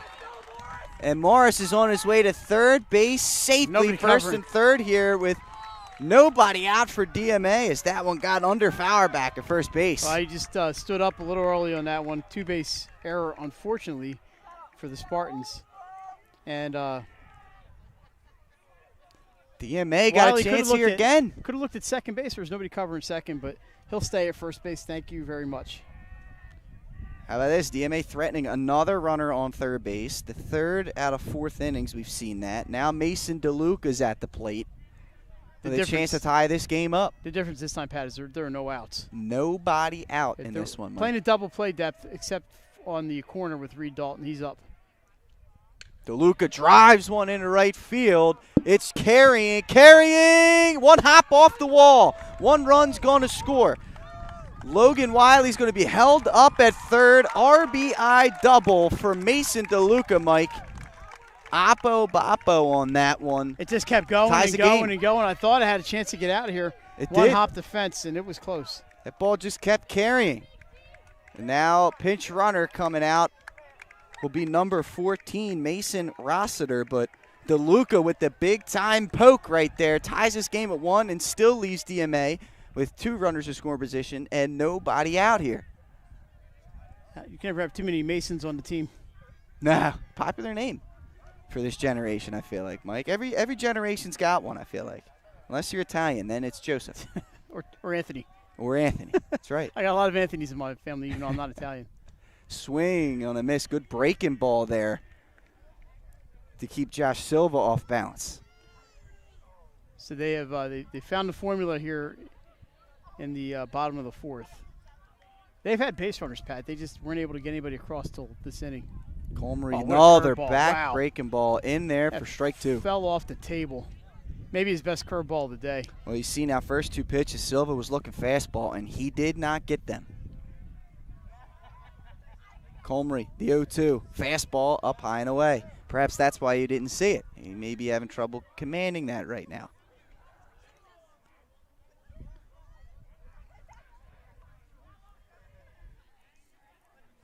Second or third, no out, tie game. Comrie the pitch. That's a productive out. They're gonna coming play home. ball. Farina's coming home with it, and it is out at home plate. Wow, what a play by Ryan Farina. That's a dangerous play. Farina, I'll tell you what, most second basemen may not be making that one right there. The infield was drawn in. Wiley went, and that was a perfect throw to home plate. And Anderson took a collision there at home plate. Anderson did a great job. He did not block the plate until that throw came in, and that was a beautiful tag applied. So, Pat, the scoring is going to be fielder's choice on that one. First and third, like you mentioned. One out now here at the bottom of the fourth. And your batter, Jackson Tyers, hit the ball hard 2 times. One has a fly ball out, and then the catch at third base by Reed Dalton. This time Dalton, however, is in front of the bag, so he's not going to get that line drive this time. Mike, what do you think about that that decision? Infield drawn in, 0 outs, making a first out at home. I thought Do you like the aggression? Ryan Farina's got a lot of courage, because that was not an easy play at home. I thought for sure he was just going to take the out at first base, but yeah, you got to admire the Stones. Comrie, first pitch taken high by the leadoff hitter Tyer. First and third, 1 out. Breaking ball just either high or outside on that one. He had Tyer fooled. He definitely, you saw the ankles kind of cripple a little bit there. Totally messed up my scorebook, by the way, because I messed up before on the previous batter. But we'll figure it out. I'll have to send Nick a clean version. That right one at popped us. straight up. That's going to be out of play. I think it's going to get behind the dugout. You are right about that, Mike. On the dugout. On the dugout it goes. The account runs. Was that 2-1 or 3-1? 2-1. 2-1. The account to Tyer. 2-1 the count.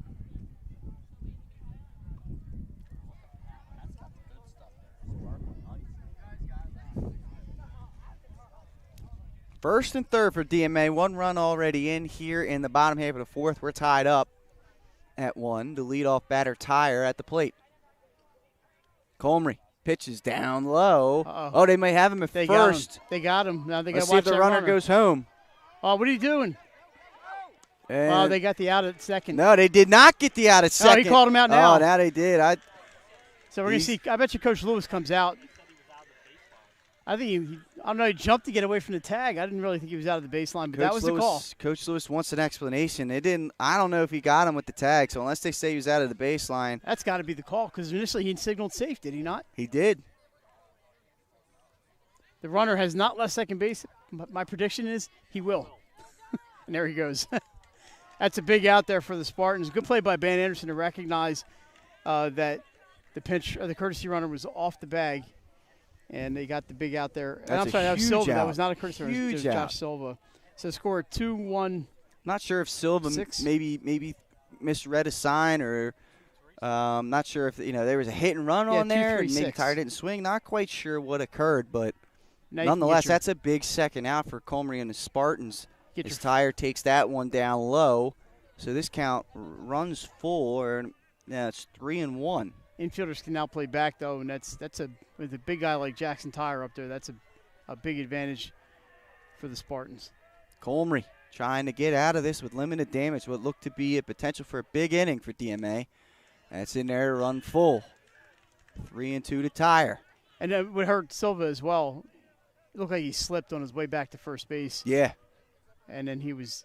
Perhaps he thought that ball was getting away And from I the thought- catcher. When I said, "Oh no," I thought Fauerbach cut away too early on the runner to look at third base, but he had time to recover and throw to Garrett Quinn for the Comrie out. winds and fires. In there, called third strike. No, yes, it was dropped, and the put out is recorded. And how about that? That's a big job by St. Mark's to get out of that inning with only 1 run.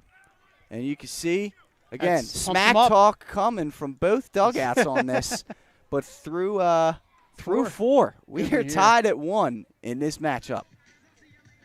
At Ferris Home Improvements, your family's comfort and safety is always our top priority. If you call us for your roofing, windows and doors, siding, decks, kitchen, and bathroom needs, you can expect health screen craftsmen who wear gloves and face masks and follow minimum 6-foot distancing, virtual conferences to discuss project details, job quotes delivered electronically or brought to your door for your review and approval, and our showrooms in Newark and Rehoboth Beach remain open for limited appointments. We're here together, operating with precautions to protect our staff and our customers.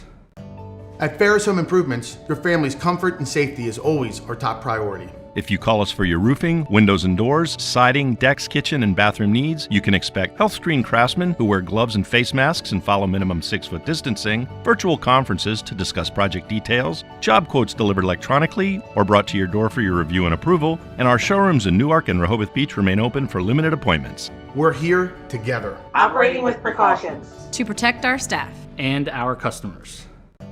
At Ferris Home Improvements, your family's comfort and safety is always our top priority. If you call us for your roofing, windows and doors, siding, decks, kitchen, and bathroom needs, you can expect health screen craftsmen who wear gloves and face masks and follow minimum 6-foot distancing, virtual conferences to discuss project details, job quotes delivered electronically or brought to your door for your review and approval, and our showrooms in Newark and Rehoboth Beach. 4 innings of play right here on Delaware Live's presentation of Delaware High School Baseball. Number 1 and number 2, St. Mark's and DMA. Locked into a good one here from Newark National. 1-1 through 4 innings, Mike. And looks like that was number an 1 versus number 2, doesn't it? It was. And that was an interesting bottom half of the 4th inning there by DMA. Looked like they could have exploded this game open. Come away only with 1 run, thanks to some helpful defense by the Spartans. Pat, we're going to have a ground ball here. This is Hayden Fauerback, the first baseman. What I didn't have time to point out, but I thought was a great, if kids watching, after that ball, that third strike in the dirt, Ben Anderson didn't try to throw over the batter. He took 3 or 4 steps into the infield and gave himself an angle to throw to first base. Too many times you see young catchers try to throw through or over the runner. It hits the runner in the helmet or in the back, and boom, you have a run and a guy safe at first. Ben Anderson's an experienced senior, and he knew not to do that. It's a really, really good point you make there, Mike. It really was. 0-2 now the count.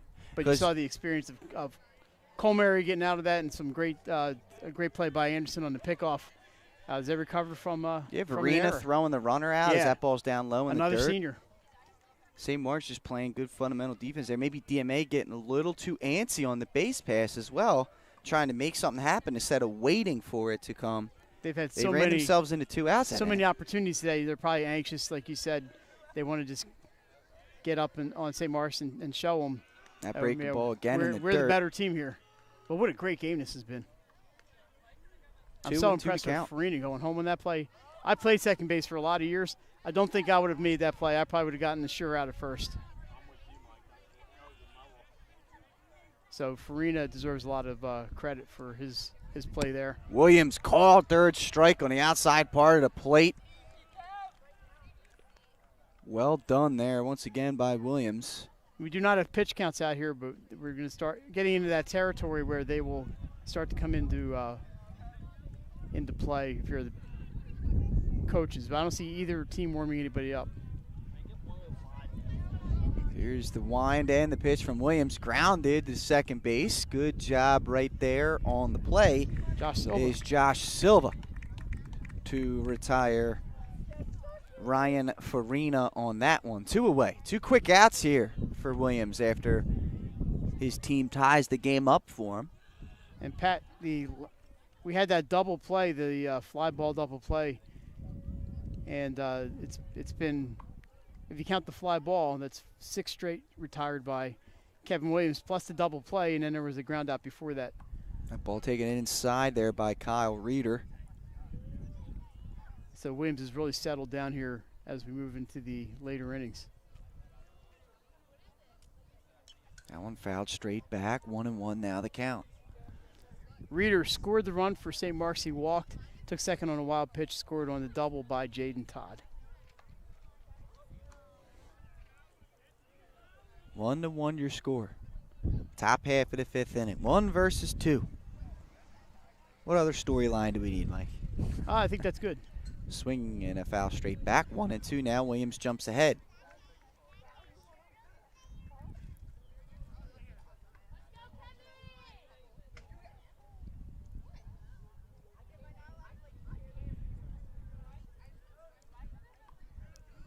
Reeder trying to fight the 2 outs here. Williams winds and fires. Breaking ball is taken outside, even a count of 2. I mean, just DMA, I've been really impressed with their defense today. Really solid, especially these infielders. And, of course, the right fielder made that excellent play out there. Reeder again fouls one straight back.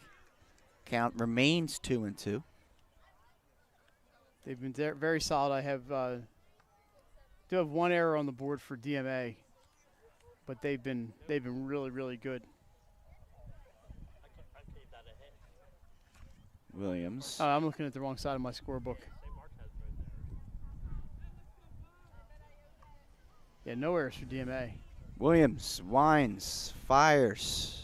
Down low, count runs full, 3-2. Good job here by Kyle Reeder. He fouled a couple tough pitches back. Yeah, looking for a little 2-out magic here. Garrett Quinn waits on deck. He's grounded out twice today.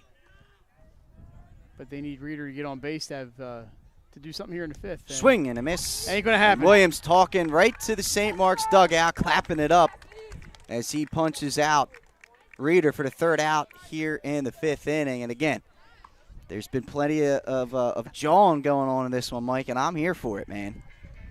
Been a great game so far. And we're going to see who comes up. DMA has the 2, 3, 4 hitters due up: Drew Simpson, Kevin Williams, and Tyler August. So it's Mason McCluskey's the 4th batter in the inning. That's a lot of meat coming up in the bottom of the 5th.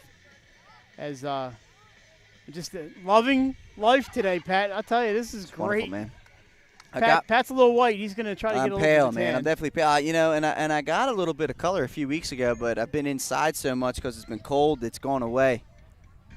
Yeah, we had a great. There's Jeremy John wearing the pink T-shirt. He's hard to miss. You know, the Irish comes out of me when I'm not in the sun, right? I'm naturally pale, but then the Italian comes out of me when He's the looking summer right at gets us. out, man. I get a little bit of color going. I do hold a pretty good tan. Not the he's going to get it. It's time for a group picture with Mr. Jean.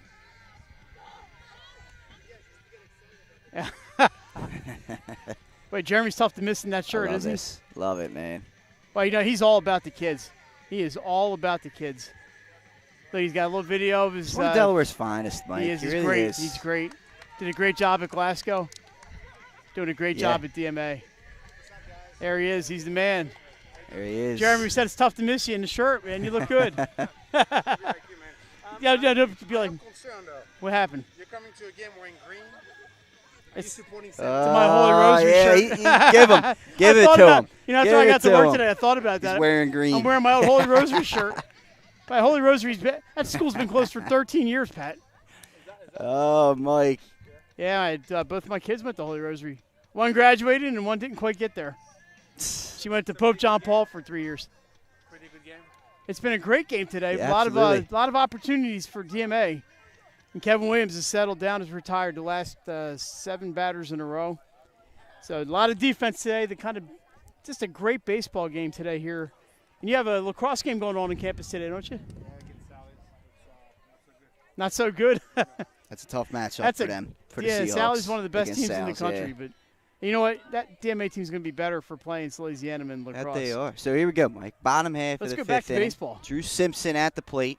He's been on base twice. Been As on has base Kevin twice. Williams. Swings first pitch here. Can't quite get a good breaking ball there by Comrie. But you mentioned Simpson on base twice. 2 walks. He's been to third base twice. Right, and he's been very good defensively. He's had himself quite the game here. I knew my green shirt was going to get some attention. But Love it, Mike. I didn't even think about it until after I left the house today. That's usually when it happens. It's usually when that thought pops into mind. 1-1 now, the count. I just opened the drawer with the golf shirts and pull one out. It's usually how it works, right? I wore my pink golf shirt yesterday. Simpson fouls that one straight off the plate. 1-2 the count. And looked good, by the way. I did that because I was going to the girls' sports yesterday. I went to Archmere for lacrosse, and then Jason and I were Where green is welcomed. Yeah, that's true. And then Jason and I were at Brandywine High School last night to watch St. E's and Brandywine girls soccer. Okay. It was a little chilly last night. Comrie kicks the 1-2, breaking balls, fouled away. Nice job there by Simpson staying back and spoiling that pitch off. Not an easy one. Patrick Ariani's here with Mike Lang. Yeah. Thank you viewers for tuning into this one. Our substitute cameraman up there. Yeah, Pops is up there. Nick, he's Nick's out here taking getting some pictures. Yeah, he's photos. standing right down here on the Jason's line. making sure that scoreboard's up to date. Oh, Nice good breaking pitch. ball by Comrie for the strikeout. Has not struck out many guys today, but that's the second one in a row, and he got a big one there from Simpson because Simpson's been on base twice. Now Williams comes to the plate. Williams reached on an error and has a single. And he is the man, apparently, according to his schoolmates down here. They love him out here. Yeah. What's not to love? Delaware commit versus Delaware commit here. In there for strike one. Comrie gets ahead of the batter. They may end up rooming together next year. You never know. And then they can jaw at each other in the dorm. They can watch this game on online and relive the glory years. This one's fouled away. Student section's got to get ready for this one. Yeah. It's going to land just a little bit I behind thought him. maybe one of the students would go over and make that catch, but nobody moved. 0-2 to count. Comrie ahead of Williams here, one away. Both pitchers seem to be getting stronger as the game goes on. Which you love to see if you're these two managers. That one's ripped into center field, right center field. However, running over and making the play there Jaden Todd for the out was Jaden Todd. I tell you what, the kid's got wheels, Mike. Great jump. He was on our top plays last week. He made a sliding / falling down catch against Salesianum.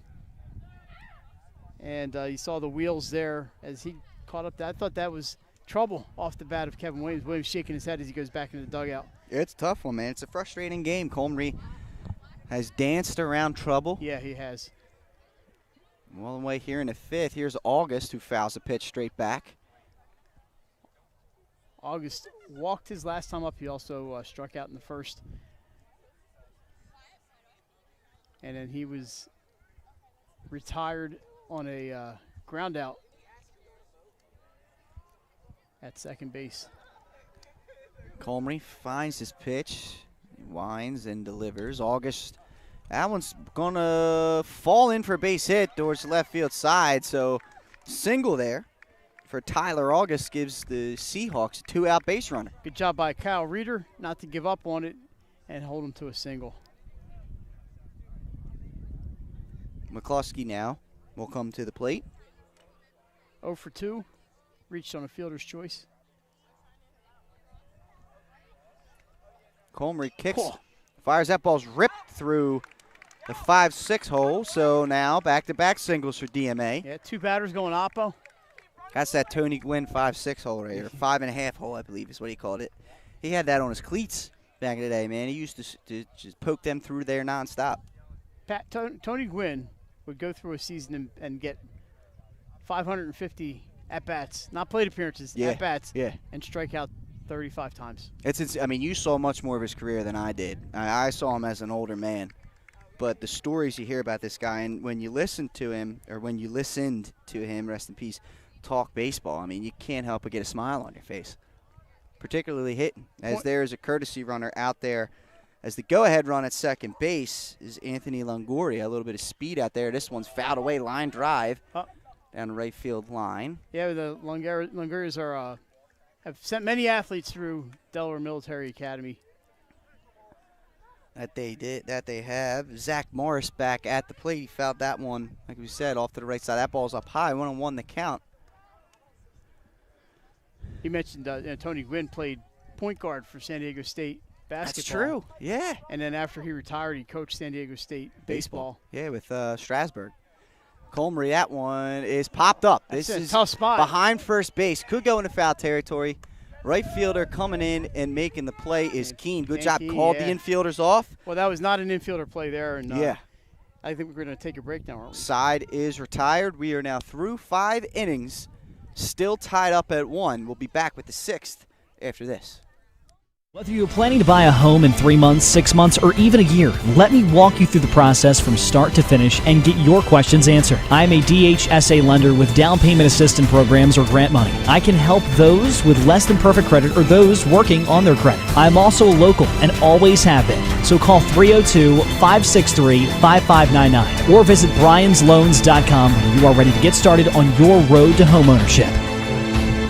Whether you're planning to buy a home in 3 months, 6 months, or even a year, let me walk you through the process from start to finish and get your questions answered. I'm a DHSA lender with down payment assistance programs or grant money. I can help those with less than perfect credit or those working on their credit. I'm also local. Hi, I'm Scott Kammerer from SODEL Concepts. SODEL Concepts is an award-winning restaurant group with 12 locations in beautiful coastal Delaware. Come check us out. At SODEL Concepts, we believe in cooking beautiful, simple food, developing the people we work with, and making the world a better place. Come visit us this fall for our great off-season specials, like half-price entree night and crab cake night. With 12 locations on the culinary coast from Lewis, Delaware to Fenwick Island, we have something for everyone. See you soon. Hi, I'm Scott. Through 5 out of a scheduled 7 here at Newark National. Number 1, St. Mark's, taking on number 2, DMA in a baseball matchup here. 1-1 the score, and Mike Lang, this one has lived up to expectations. Yeah, I bet you're glad you put this on your schedule. Oh, yeah. Yes, sir. Happy to have Pat out with us today, and we're catching a good one. I know Nick Alessandrini on vacation. He might be out here, too. You never know. We could have a full house. Kevin Williams, Christian Comrie, we anticipated a good one from the 2 Delaware commits, and that's what we've gotten here in the 6th. You see Williams now jump ahead of the batter, 0-1. Yeah, this is Garrett Quinn, who's grounded out twice today, and now he's in a 2-strike hole. There's been some jawing back and forth by both of these dugouts. bring that back to baseball, man. I'm all for it. I really am. Williams, that one's ripped into right field. That'll be a single at the very least. Riley over to field it, but how about that leadoff base runner for the Spartans, and it's Quinn. First hit for St. Mark's since Todd's double scored the run in the 3rd inning. That snaps a streak of 7 straight retired, plus the double play and a ground out before that. Basically, the last 9 men have been retired by Kevin Williams. He was just getting stronger and stronger. Just a great job by Quinn to kind of punch that into right field. That is. Now let's see if they get Quinn running, right? We saw him try to steal first base, if I'm not mistaken, earlier in this game. Or was it Todd? Yeah, I think it was Todd. It was, and now Todd's at the plate. Yeah, and he's not going to hit home runs, but he will get his bat on the ball. Yeah, and you may see a sac bunt here. What a scoop there by August. With Ben Anderson in the on-deck circle. Now you said Todd can scoot. Quinn obviously can scoot. Williams knows that. Throws over to first base on the open play. Quinn gets his lead. Williams kicks, fires, bunt. There it is. Bunt. It's a hard one. That could be 2. Tire for 1, and it won't get Todd, who is very quick down the line. So lead runner, though. Heads up play by Williams. Heads up play by Tire to cover the base. And there's one away here in the 6th. Yeah, we both said it, Pat. That was bunted just too hard, and it was basically right back at Kevin Williams, and made the smart move going to second base on that play. Absolutely. So the tough one. We basically replaced Garrett Quinn with Jaden Todd. But now St. Mark's has their big hitter coming up, Ben Anderson. Ben Anderson up, runner on first base. There goes the runner. Todd's running, and he's in there. And good backup by Tires. The throw was low, but 1 out, runner in scoring position now for the Spartans. That's why they teach you to back that play up. But we got the Little Leaguers showing up. I know. I see that over there. Going to be some baseball here tonight at Newark National. Let the kids play. Drag the field. It's time to drag the fields. That's right, man. Get the water ice ready. Hot dogs, the Big League Chew, the Ring Pops, anything, you name it. The Cracker Jacks. Always one of my favorite parts of coaching. Now we have a timeout. Coach Lewis coming out. Always my favorite part of coaching softball was to see the reaction of the kids. See if this is a change here, Mike. Well, they do have a game Thursday and a game Saturday. But nobody is warmed up. If you bring somebody in from the field, they only get 8 pitches to warm up. It's a big spot. Coach Lewis maybe just wants to talk to this pitcher here with a base open and Anderson at the plate. Like you can see, he's not only talking to Kevin Williams here, but the entire infield. Yeah, he's probably setting strategy here. Williams is going to stay in the game. But that's mound visit number 1 here in the 6th. Let's keep that in mind. Yeah, you've got to come out again. That's going to be it for Williams. Coach Aaron Lewis, St. Elizabeth alum. Are you guys around the same year, or is he a bit older than you? He's a bit older than me. I don't want to age Coach Lewis, but he coached me in high school Oh, okay. in basketball. Then I had a privilege of coaching with him in basketball at Wilmington Charter. He's a good guy. Ball's in the dirt. 1-1 now to count. You know what they say? That's so Delaware. Yeah. No, you're not kidding. It really is. That is really about as Delaware as it gets.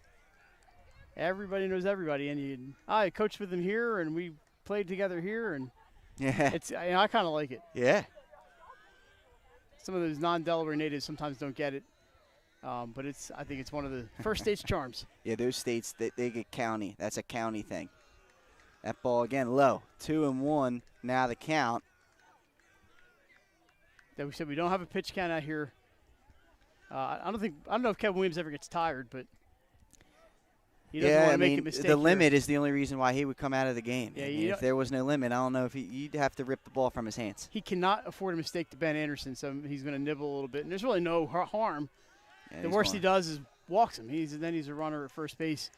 We did bring in a courtesy runner, so steps that wouldn't back. make any difference. Step back. He did check on Todd there. Outfield straightaway, playing deep for Ben.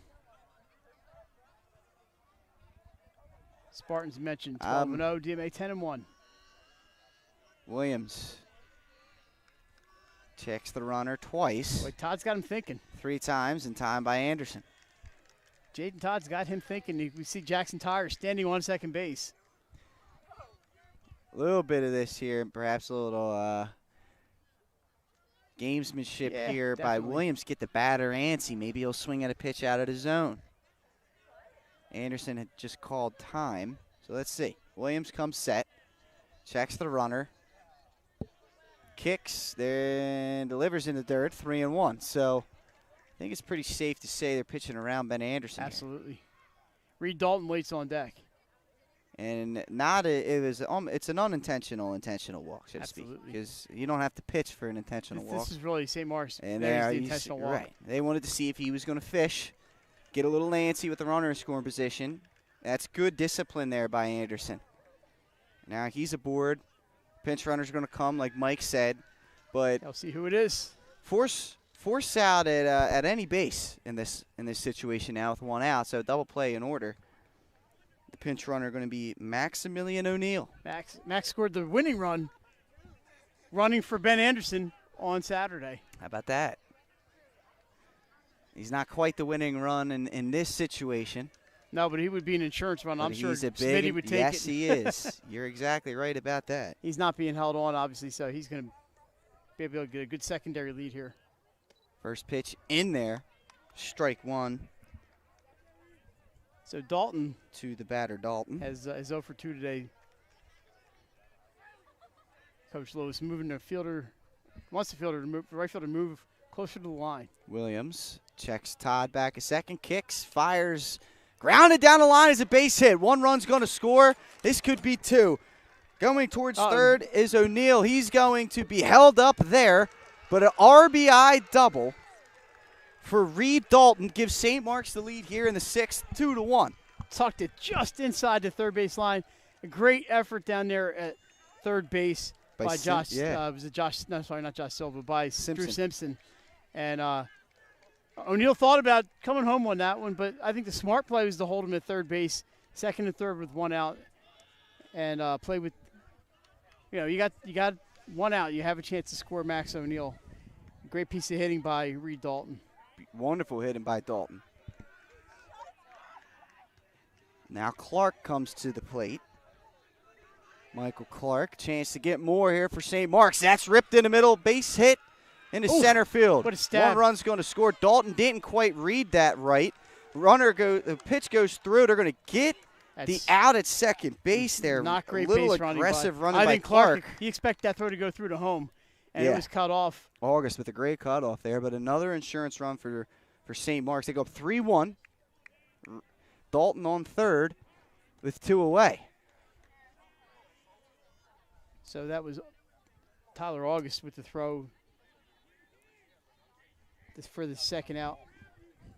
Great job by August, as Jay said, with the cutoff Jason, there. Heads up baseball. Heads up baseball. That ball skipped in center field, and McCluskey was able to stop it. that was key because that ball would still be rolling, and we definitely would have had 2 runs and a runner on third base. And another first pitch swing. It was kind of that in-between hop where he thought maybe he could get to it, and then he looked like he said, I'm just going to wait for it to bounce. And that ball skipped when it hit the ground, and he stabbed it with his glove hand. Great play by McCluskey. 0-1 on Keene, swing and a miss, strike 2. St. Mark's 2 huge runs for Christian Colmery. DMA has had runners get into scoring position. Yeah. They've only gotten 1 across. Now trail by 2. Swing and a miss. Williams just pumped it right by Dan Keene on that one. So we're through 5 1/2. The Spartans put a rally together, put 2 big runs on the scoreboard. Now lead 3-1, Mike.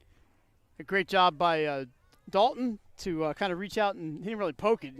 Reach out and get that ball and send it down the third base line where it just eluded Drew Simpson. And then an intentional walk to Ben Anderson. That was before he came around to score, Max O'Neill. But a great job by Michael Clark. He was the one who drove in the 3rd run with the single there in the 6th inning. We're into the 6th. Hard to believe. Yeah, it's been moving. It's been a great pace today, and then we probably just jinxed it. We'll see. But the Spartans, I would not get comfortable if I was St. Mark's. It's DMA team. They're a quick strike team. That they are, and we alluded to it. They've had runners get on base. Colmery out, by the way, for the 6th. I think just like Williams, he's not coming out till he hits that limit, 105 pitches. This is a statement game. Yeah. Even if you're, not looking into postseason seedings, this is a statement game. This is 1 versus 2 in our bracket, and it's going to be similar to that all around, no matter whose poll you read. So, this is a prove-it game. St. Mark's has been the powerhouse through the years. DMA kind of a recent, an up-and-coming program over the last 5 to 6 years or so, and this really being probably their most successful and team that we've seen. Pat, we mentioned, this is the first game of 3 for the week for both teams, so you're going to have DMA is going to be at Archmere in the world's greatest town, Claymont, on Thursday. And we talked about Archmere earlier. They're a team that's on the rise. St. Mark's, tough week for them as well. They have Apo on Thursday.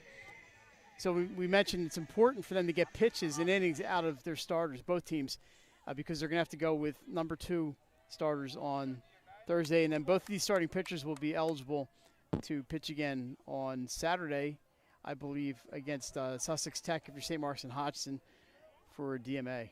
Logan Wiley will lead the 6th inning off for DMA. He takes a strike on the inside part of the plate. I'm thinking the last thing that the coaches want here is extra innings because of that 3 games in the week situation. And they both are coming off extra inning games. High chopper. Riley squeaks it over to shortstop Quinn across the diamond for out number 1. Great play there by Garrett Quinn. Looks routine, and for the most part it is, but you never know that hop is going to spin or hit something, hit a divot. Mason DeLuca coming to the plate.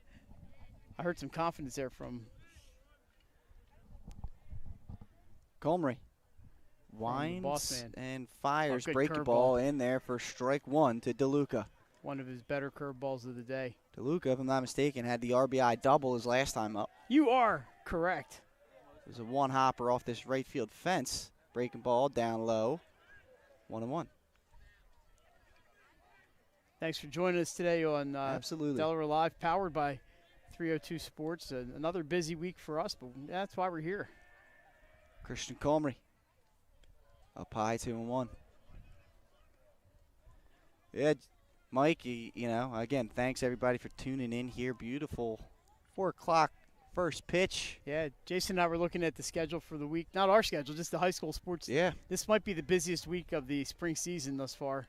Only 2 more weeks after. Yeah, we're into the second half of the season. Breaking ball fouled away. That was a nasty pitch by Colmery. Right off the shoe tops. Yeah. All sports end May 15th. Yeah, we'll be in May by the end of this week.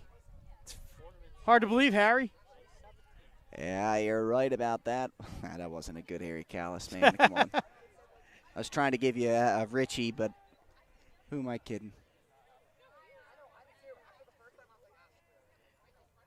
Up high. He's going to say no swing. DeLuca, good job holding back on that one. I thought that was ball 4, but just ball 3. 3-2 the count.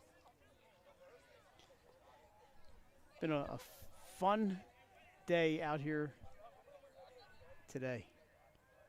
3-2 pitch coming here from Colmery.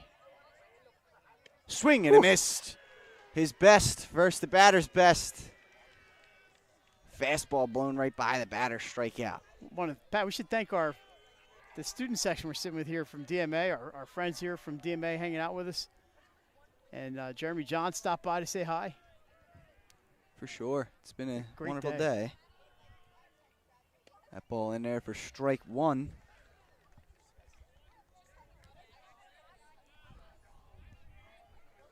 Oh, 1 the count. That ball taken down low. 1-1 the count here. Great job by Colmery to work out of trouble so many times today. Yes, I mean, he's been extremely good. I believe this is a new batter. That one grounded. Nice play there by Fauerbach. Oh, Nobody's he can't get it out covered. of He his can't glove. quite hold it, and it's going to be an I think that's a base. I don't know. Luke Burdette is going to reach base on that one. Who was that batting? Oh, Luke okay. Burdette in for Silva. 2-out base runner for DMA. That was a heck of a play by Fauerbach to even get that ball in his glove on the dive. Let's look to the official score. It's going to be a hit for Burdette and we'll see. Where's he going? Oh, they're going to have a meeting over by Coach We'll Lewis. see if this is a change. I think it is. Fauerbach. Or maybe not. So Coach Smith, I believe this is Coach Smith. But I'm not 100% sure. Definitely Smitty walking off the field there. So they came out. He was talked to his guys. Smitty, by the way, Pat, St. Mark's or St. Elizabeth grad. How about that? Go Vikes. Both managers, former Vikings. Class of 1986, Matt Smith. Oh, that's a great year. Yeah. Who graduated from high school that year? Matt Smith. John Noonan, the Ursuline basketball How about coach. that? St. Mark's graduate. 2 outs here in the 6th inning. The top of the DMA lineup here. Jackson Tyre at the plate. And maybe that's what Coach Smith came out to talk about is, hey, look, you got the leadoff guy up here. Yeah, you just gotta Let's not get tight. Let's get 1 out here. Exactly. That pitch up and in for ball 1. The Tyre jumps ahead. I believe the only other St. Mark's pitcher not eligible to throw today is Stephen Mann, who threw the last 3 innings on Saturday. Breaking ball in there for strike 1. Nice pitch by Colmery.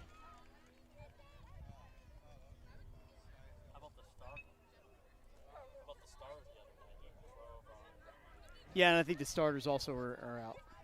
I don't know who started for St. Mark's on Saturday. Colmery maybe kicks Garrett Quinn. I'm not sure. Inside 2-1. But if you're asking the umpire where it missed, he said it was up and in.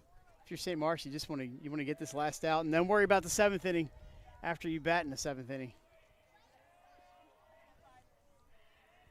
Colmery kicks, delivers. Good pitch. Breaking ball has Tyre off balance. Strike 2 on the outside part of the plate. Still has confidence in that curveball or his off-speed pitch there. 2-2 is the count.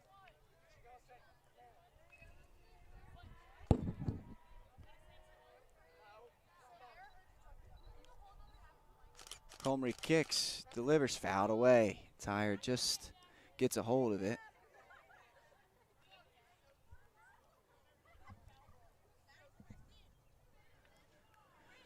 Two-two count with 2 outs here in the 6th inning. 3-1 lead for the Spartans. Number 1 team in the state, DMA, the number 2 team in the state. According to the Delaware Live's rankings, as Tyre grounds this one foul towards the third base side.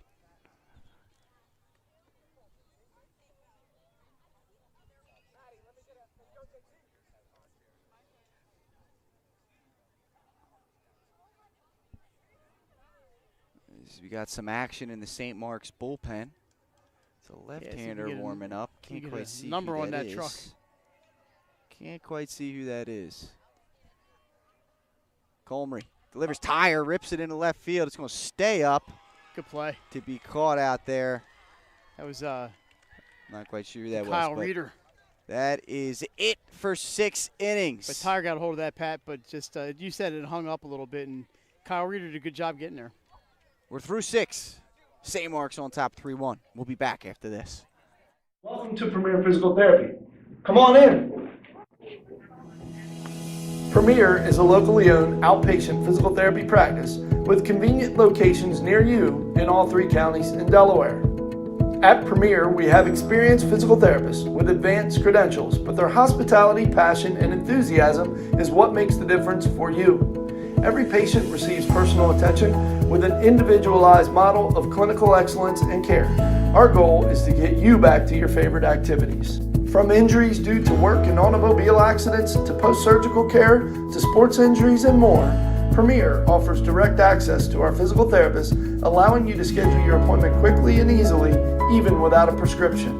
Find our convenient locations at www.premierptsp.com.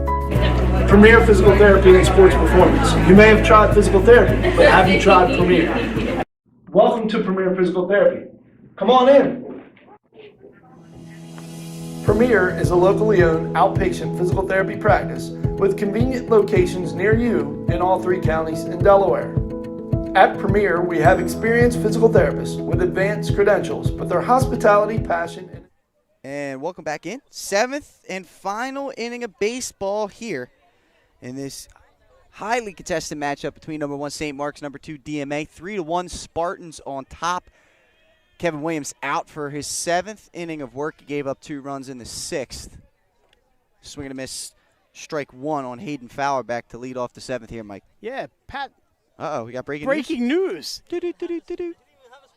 He has a town hall tomorrow night. Let's get through this pitch here from Kevin Williams. Pie, 1-1. Governor Carney has suspended the mask mandate for DIAA athletes in all sports except boys lacrosse. So masks are gone for our spring athletes while in competition, not in the dugouts. That one's fouled away, coming towards the student section here in right field. So yeah, 1 and 2. Those DMA athletes just heard that, and they're excited. I can tell.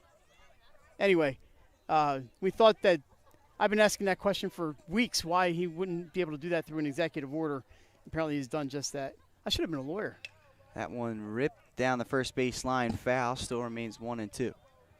Well, one thing it is hopefully that's just a sign yeah, that Pat, there was things are going in the right direction. Well, there was a report from, I don't know where it was from, but a track athlete collapsed after running in a mask. Yeah, I believe it. And it's going to be 80-some degrees Swing this and week. a miss, Yeah, strike 3. Kevin As Williams we have picks up the strikeout. Our attention distracted from baseball. That's strikeout. Well, let's get the number for you. 1, 2, 3, 4, 5, 6. Number 7 for Kevin Williams. He's been strong today, Pat. Had a couple of batters, really, not innings, just a couple of batters worth, the ball squeaked through fair down the left field line and almost caught by a fielder.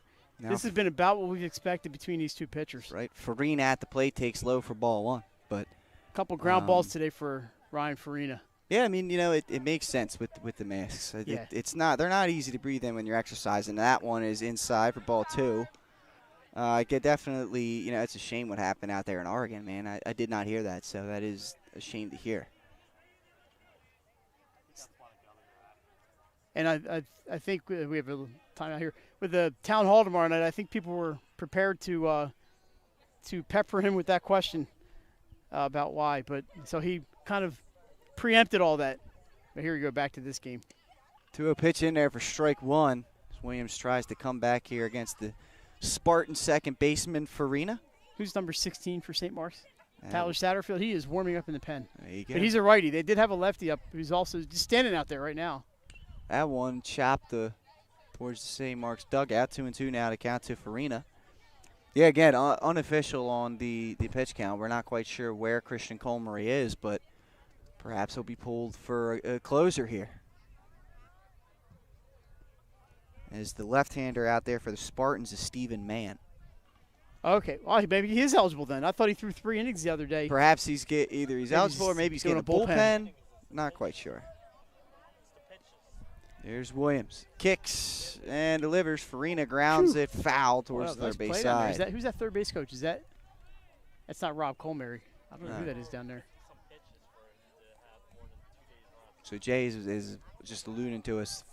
Under 50 pitches, you only have to rest 2 days. So, which would have been Sunday, Monday, right? So, outside there. I'd say no. He didn't even appeal it. So Williams wanted that called. And 65 and over is 4 or 3, or is that a full week? 3? Yeah. Stephen Mann threw 52 pitches on Saturday. So we'll see. How about this? Farina rips it down the left field line. It is a fair ball. Farina around first, going to second. Throw coming in. Will not be in time. 1 out double for the Spartan second baseman, and he's pumped. He's throwing the salute out. He's throwing the muscle arms. Ryan's a good kid. Ryan loves it. He's very exuberant. He is not being cheated by life, that's for sure. We love to see the enthusiasm from Ryan. We saw it on the soccer field in the fall, and we're seeing it out here on the baseball field. I should have said pitch, right? Soccer pitch. The pitch. And that'll bring up Kyle Reeder. Made the last play on Tyre in the bottom half of the 6th. This one, he grounds to the shortstop, Tyre, who will return the favor and retire him for the second out here in the 7th. Does move the runner. Does move the runner. 2 outs, so we'll see if Farina. Now, this is a situation, I don't think we've seen a wild pitch all day from Williams, but if a ball does get behind the catcher, DeLuca, you might see Farina give it a shot because they are up 2. I think maybe I can add another insurance run here, but Kevin Williams has been pretty on point with his pitching, and DeLuca's done a great job back there stopping everything. I got another pitcher out there, Josh Burns, throwing. Is that ball outside for ball 1? Oh, that's one thing St. Mark's does have. Burns. They have arms. He's out there throwing for the Spartans. He looks like he's loosening up pretty effectively. So we saw 3 pitchers. As that one grounded to Simpson, he will throw across the diamond to retire the side. So DMA needs 2 to keep this one alive, as it is 3-1 Spartans on top.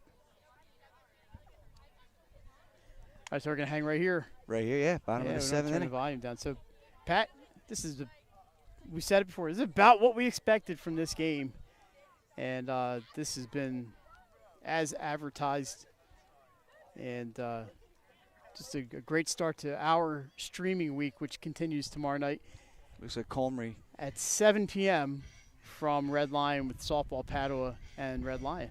And Christian Colmary is going to start the 7th. He's got to be nearing that 105, you would think. He's allowed to finish any batter he starts under 105. He can finish that at bat. I believe we got 2, 3, 4 coming for DMA, if I'm not mistaken, correct, That Mike? would be absolutely correct. So he's going to have to face Drew Simpson, Kevin Williams, and Tyler August. And that's a lot of men on base throughout the course of this game. DMA needs it now. They need base runners.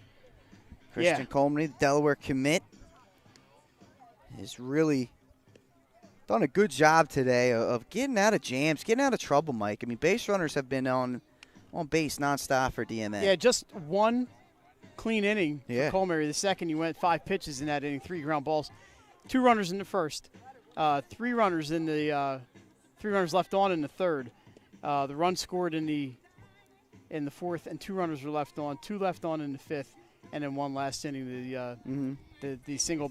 DMA's got 6 hits, and St. Mark's got 2 errors. Yeah, and they had a couple of hard luck errors by the Spartans, but he has worked out of all of that trouble. And you mentioned it, he's got the tough part of the lineup, starting with Drew Simpson. He's been on base twice on walks. Yes, he has. Simpson coming to the plate. Is the leadoff batter here in the 7th. Last opportunity here for DMA to extend this game or win this game. Bottom half of the 6th.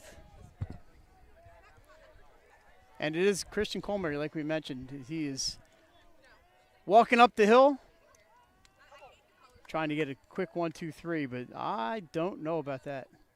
First pitch in there for strike 1. It's a good start. This is a pretty loaded DMA lineup. He's done a great job, we mentioned, in holding them to limiting the damage today. Down low, 1-1. Simpson has done a good job, He's working the counts He knows the in strike his zone. at-bats. And he has done great defensively. That one inside, 2-1. Simpson looking to get on any way he can to lead the 7th inning off. Comrie kicks the 2-1. Whew. Just Outside. outside, 3-1. I see some St. Mark's. One guy walked away from the fence. I don't think he wanted to say something and be heard, so walked away from the fence. That ball hit out here to the right field. That should be playable, and it is. Good play out there by Dan Keene. So one away for Comrie here in the 7th, and that should do it for him. I believe he's hit that limit. Coach Matt Smith coming out. Manager Matt Smith coming out. Comrie shaking hands with the infielders. Yeah. What a impressive display from the Delaware commit here on the mound this afternoon, Mike. Yeah, Christian did a great job. You see his teammates coming out to greet him. Yeah, He's going to go watch the rest of the game with them from the dugout. He did do a great job and managed the trouble. Yeah, and he's pumped about it, no doubt about it. So he's an excitable kid. That he is. And now I'm going to see who's coming out there to pitch. I believe it's Satterfield, but I don't want to assume here. It's the lefty, which we're not sure. We have to see a number. But, again, I mean, tremendous job by Comrie. Runners abound in this game. Absolutely. On base, and he was never shaken. Number 20. Stephen Mann. Stephen Mann, the lefty, threw 51 pitches on Saturday. He got the win against Smyrna. He pitched the 8th, 9th, and 10th innings. Got out of a bases loaded 1-out jam in the 9th. We talked about that earlier. Smyrna had, the 10th inning had the bases loaded with 1 out. They had 2 runners on with 1 out in the 9th inning. So Mann worked out of trouble in 2 of his 3 innings. He threw a clean 8th inning against the Eagles. And now he just needs to get 2 outs and close this one out for the number 1 St. Mark's Spartans to continue an undefeated season for them. Yeah, and by far their tightest game. They had the 4-1 win over Archmere, but I was at that game and it never really seemed like it was a close game, but it never really seemed in doubt. And of course they had the game on Saturday. It went 10 innings, so I guess that would be the tightest game. Yeah. This is right up there. Smitty's going to tell me not to come to any more games because I've been at their 2 closest results. Matchups, yeah. And then the game against Sally's was 6-4. We streamed that one last Thursday on Delaware Live, powered by 302 Sports. Is that 2 weeks ago already? Time man, flies, Mike, where's when my you're life having fun, going? man. Yeah. All right.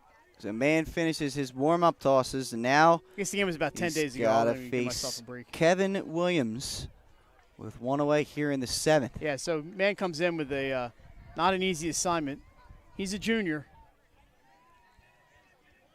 He's not going to throw as hard as Colmary, but he locates different angle. well. Yeah, and he comes from the left side. Comes from the left side. And he does that left-handed stuff.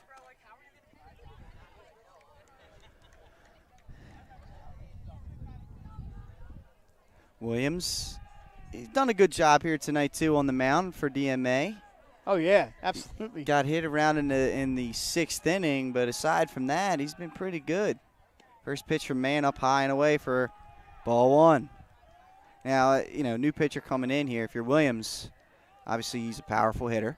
You take until you get a strike, which is a typical approach with a pitching change. Yeah, if I see a hit, I pitch I like, I might have to take a hack. But and that hit him. Oh, that hit him. Hit him right in the hip. He's going to wear that one, run down to first base, 1 out base runner for the Spartans. Or I'm sorry, for the Seahawks. It's going to be a courtesy runner, I'm sure, coming in. Oh, I see. Oh, yeah, they are pointing at the first base, so it's going to be a number. Should be. It typically has been 18. It's been 18. Brannick coming in, so we'll see. Well, August is at the plate, so left on left 18 here. is not leaving the dugout. Yeah. So it looks like Kevin Williams is going to stay in. He'll rub a little dirt on that hip. He'll be fine. Mann allows the leadoff batter to get on for his portion of the 7th. 1 out. That ball's low and inside to August.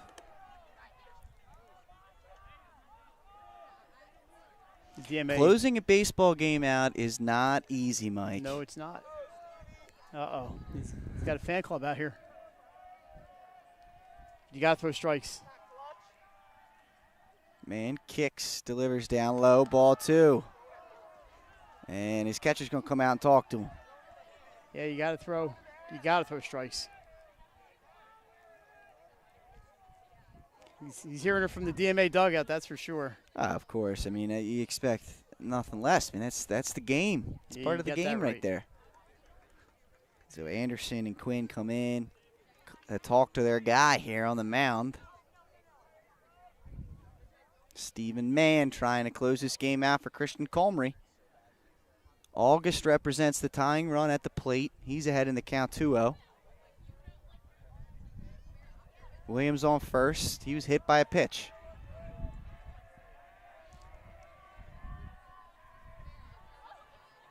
Man kicks. Inside, ball 3. That one almost got August. And here's somebody going out to warm up real quick. Number 21. It looks that's Max Coffenauer. Coffenauer, yep. You can't, if you're Coach Smith, you can't have too long of a leash here. Man comes set. Kicks. Up high, ball 4. Hit by pitch, and a walked batter has put the tying run at first base for DMA and brings up McCluskey, and that's who's the go-ahead run. For Stephen Mann, he pitched to the lefty. And McCluskey's a lefty as well. We'll see. Right. Here's Smith coming out. Coffenauer is out there now warming up from the mound. I think he's buying time. This could be a little bit of buying time right here. Here's Smith talking to his guy. He's not even throwing hard yet. Well, he's going to leave man in. I don't think Coffenauer's ready. Plus, like you mentioned, it's a left-handed batter. Yep. But McCluskey's in a good spot here in a sense of pressure's all on the pitcher. Yeah. Sit there, wait till you get a strike.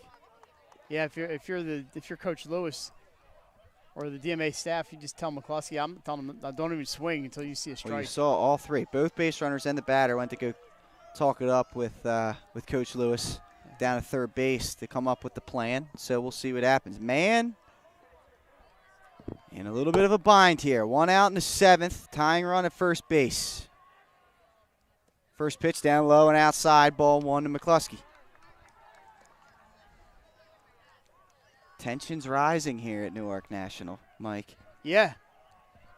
They got that first out, but Comer ran out of pitches. Man, trying to close it out for the Spartans. Kicks, delivers.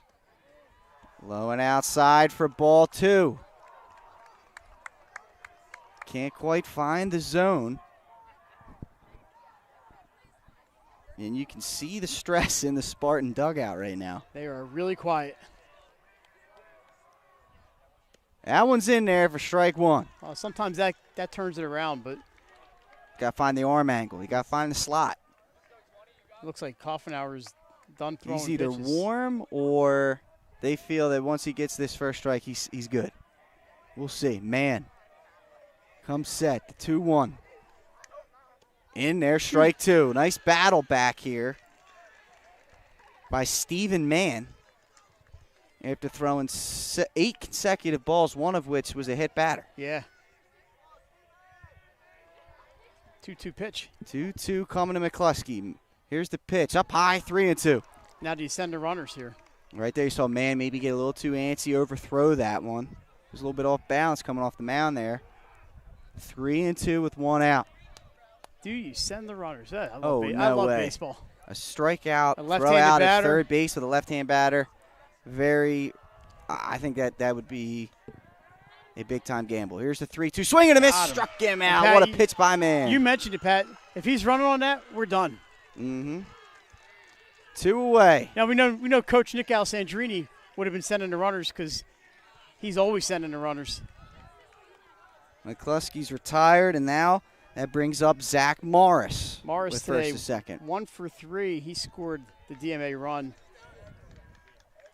But you got to feel a little bit relief now if you're St. Mark's, and you can see the tension in that dugout, a little nervousness going on over there. Man, Just a little low. Pitch he's been getting sometimes, or not him, but the pitchers have been getting today. That one's just a little bit too low. You can see Anderson wanted that one.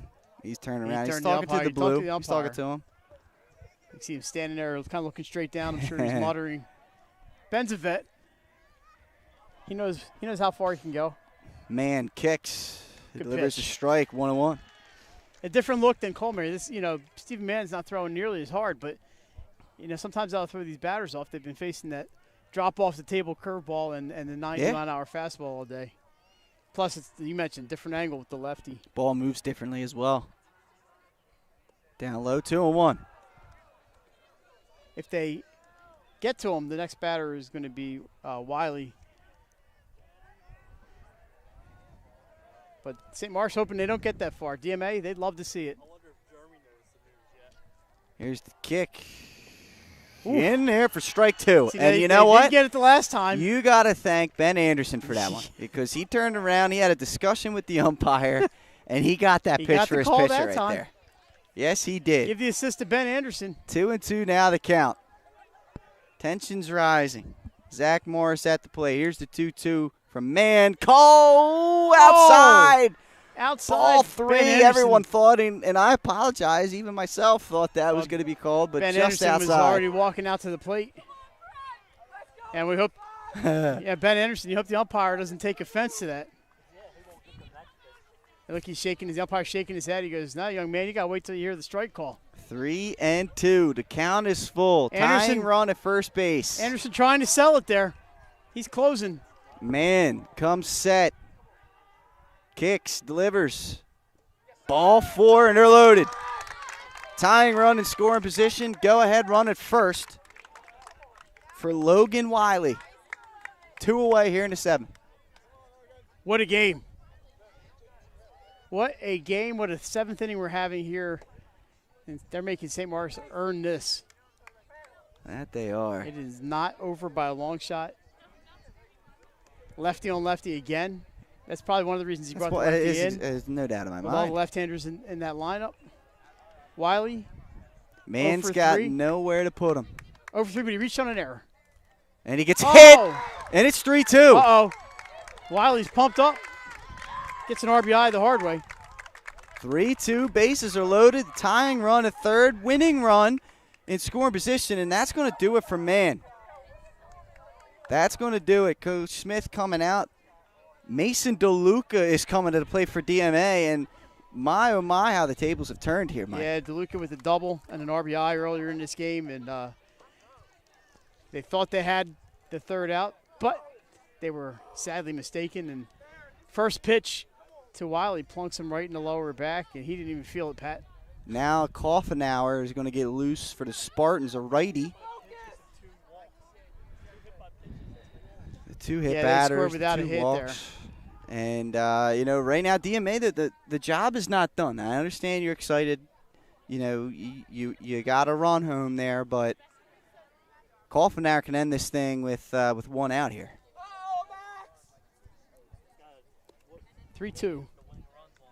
Winning run on second. A single probably gets him home. Single could get home. DeLuca, does have some bop in his bat now. He can make some things happen. He did have the double earlier He had today. the double. That was a one-hopper off the right field fence. That scored a tying run way back in the 5th inning or 4th inning. The one thing you can see here, Pat, I think, is that Coach Smith not going to Reed Dalton or Garrett Quinn because they either pitched on Saturday. They have games in 2 days. He's got to make sure he has pitchers available. So all that comes into play when you're coaching a high school baseball team. And again, another pitcher warming up out there, John Burns. But I'm not sure if we're going to get to see him in a situation here. Now maybe in the with next inning game-winning or run something. at second base.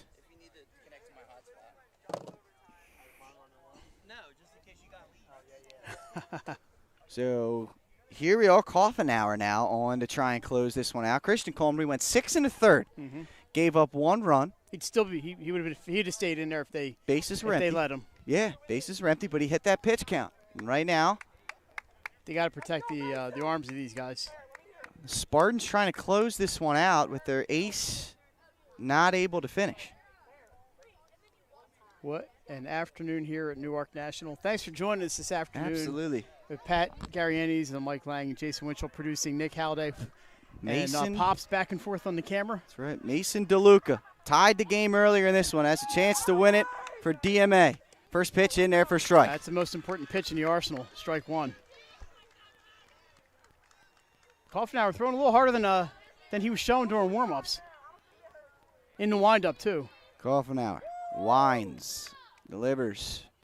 Down low. Just low. The umpire pointed at the ground. He's doing a preemptive strike on Ben Anderson. Again, that low and away pitch has been called a strike throughout the night. That one just a little bit out of the strike zone for the umpire. I think this guy's done a really good job behind the plate. He's been consistent. He's been very consistent. On both sides. Here's Kaufenauer's pitch. DeLuca rips it up the middle, base hit. 1 run's going to score. Coming around is Morris.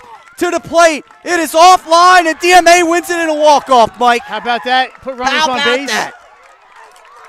You put runners on base, and good things happen. The big fella, Mason DeLuca, as DMA, wave off the field to the Spartans, saying it's our house, as the Seahawks get a big-time win on a walk-off single by Mason DeLuca. That scores, by the way, Tyler August and Morris with the winning runs. A 3-2 final here, Pat. I'm sorry, they only scored 1 run. 4-3. It's 4-3. 4-3, that's right. Final. Yeah, 4-3. They did score 2 runs on that play. 3 runs in the bottom of the 7th. And St. Mark's, they got the first out, and that was the last out. And they got a strikeout. McCluskey struck out, so they were down to the final out. DMA, congratulations to them, knocking off number 1 St. Mark's. That's a tremendous win for that DMA program. And they're continuing to chirp it up with the Spartans. And now the Spartans are going to chirp back. But that's a big-time statement win for the Seahawk program. And, it goes to show that each and every out counts in this game. Yeah, so if you're saying, well, you want to calm these guys down. They are. You can see, Coach Lewis, Coach Smith, these coaches respect they're talking each other. things out. There's a disagreement, it seems, but sometimes emotions they come out in these situations. Yeah, great game by the way.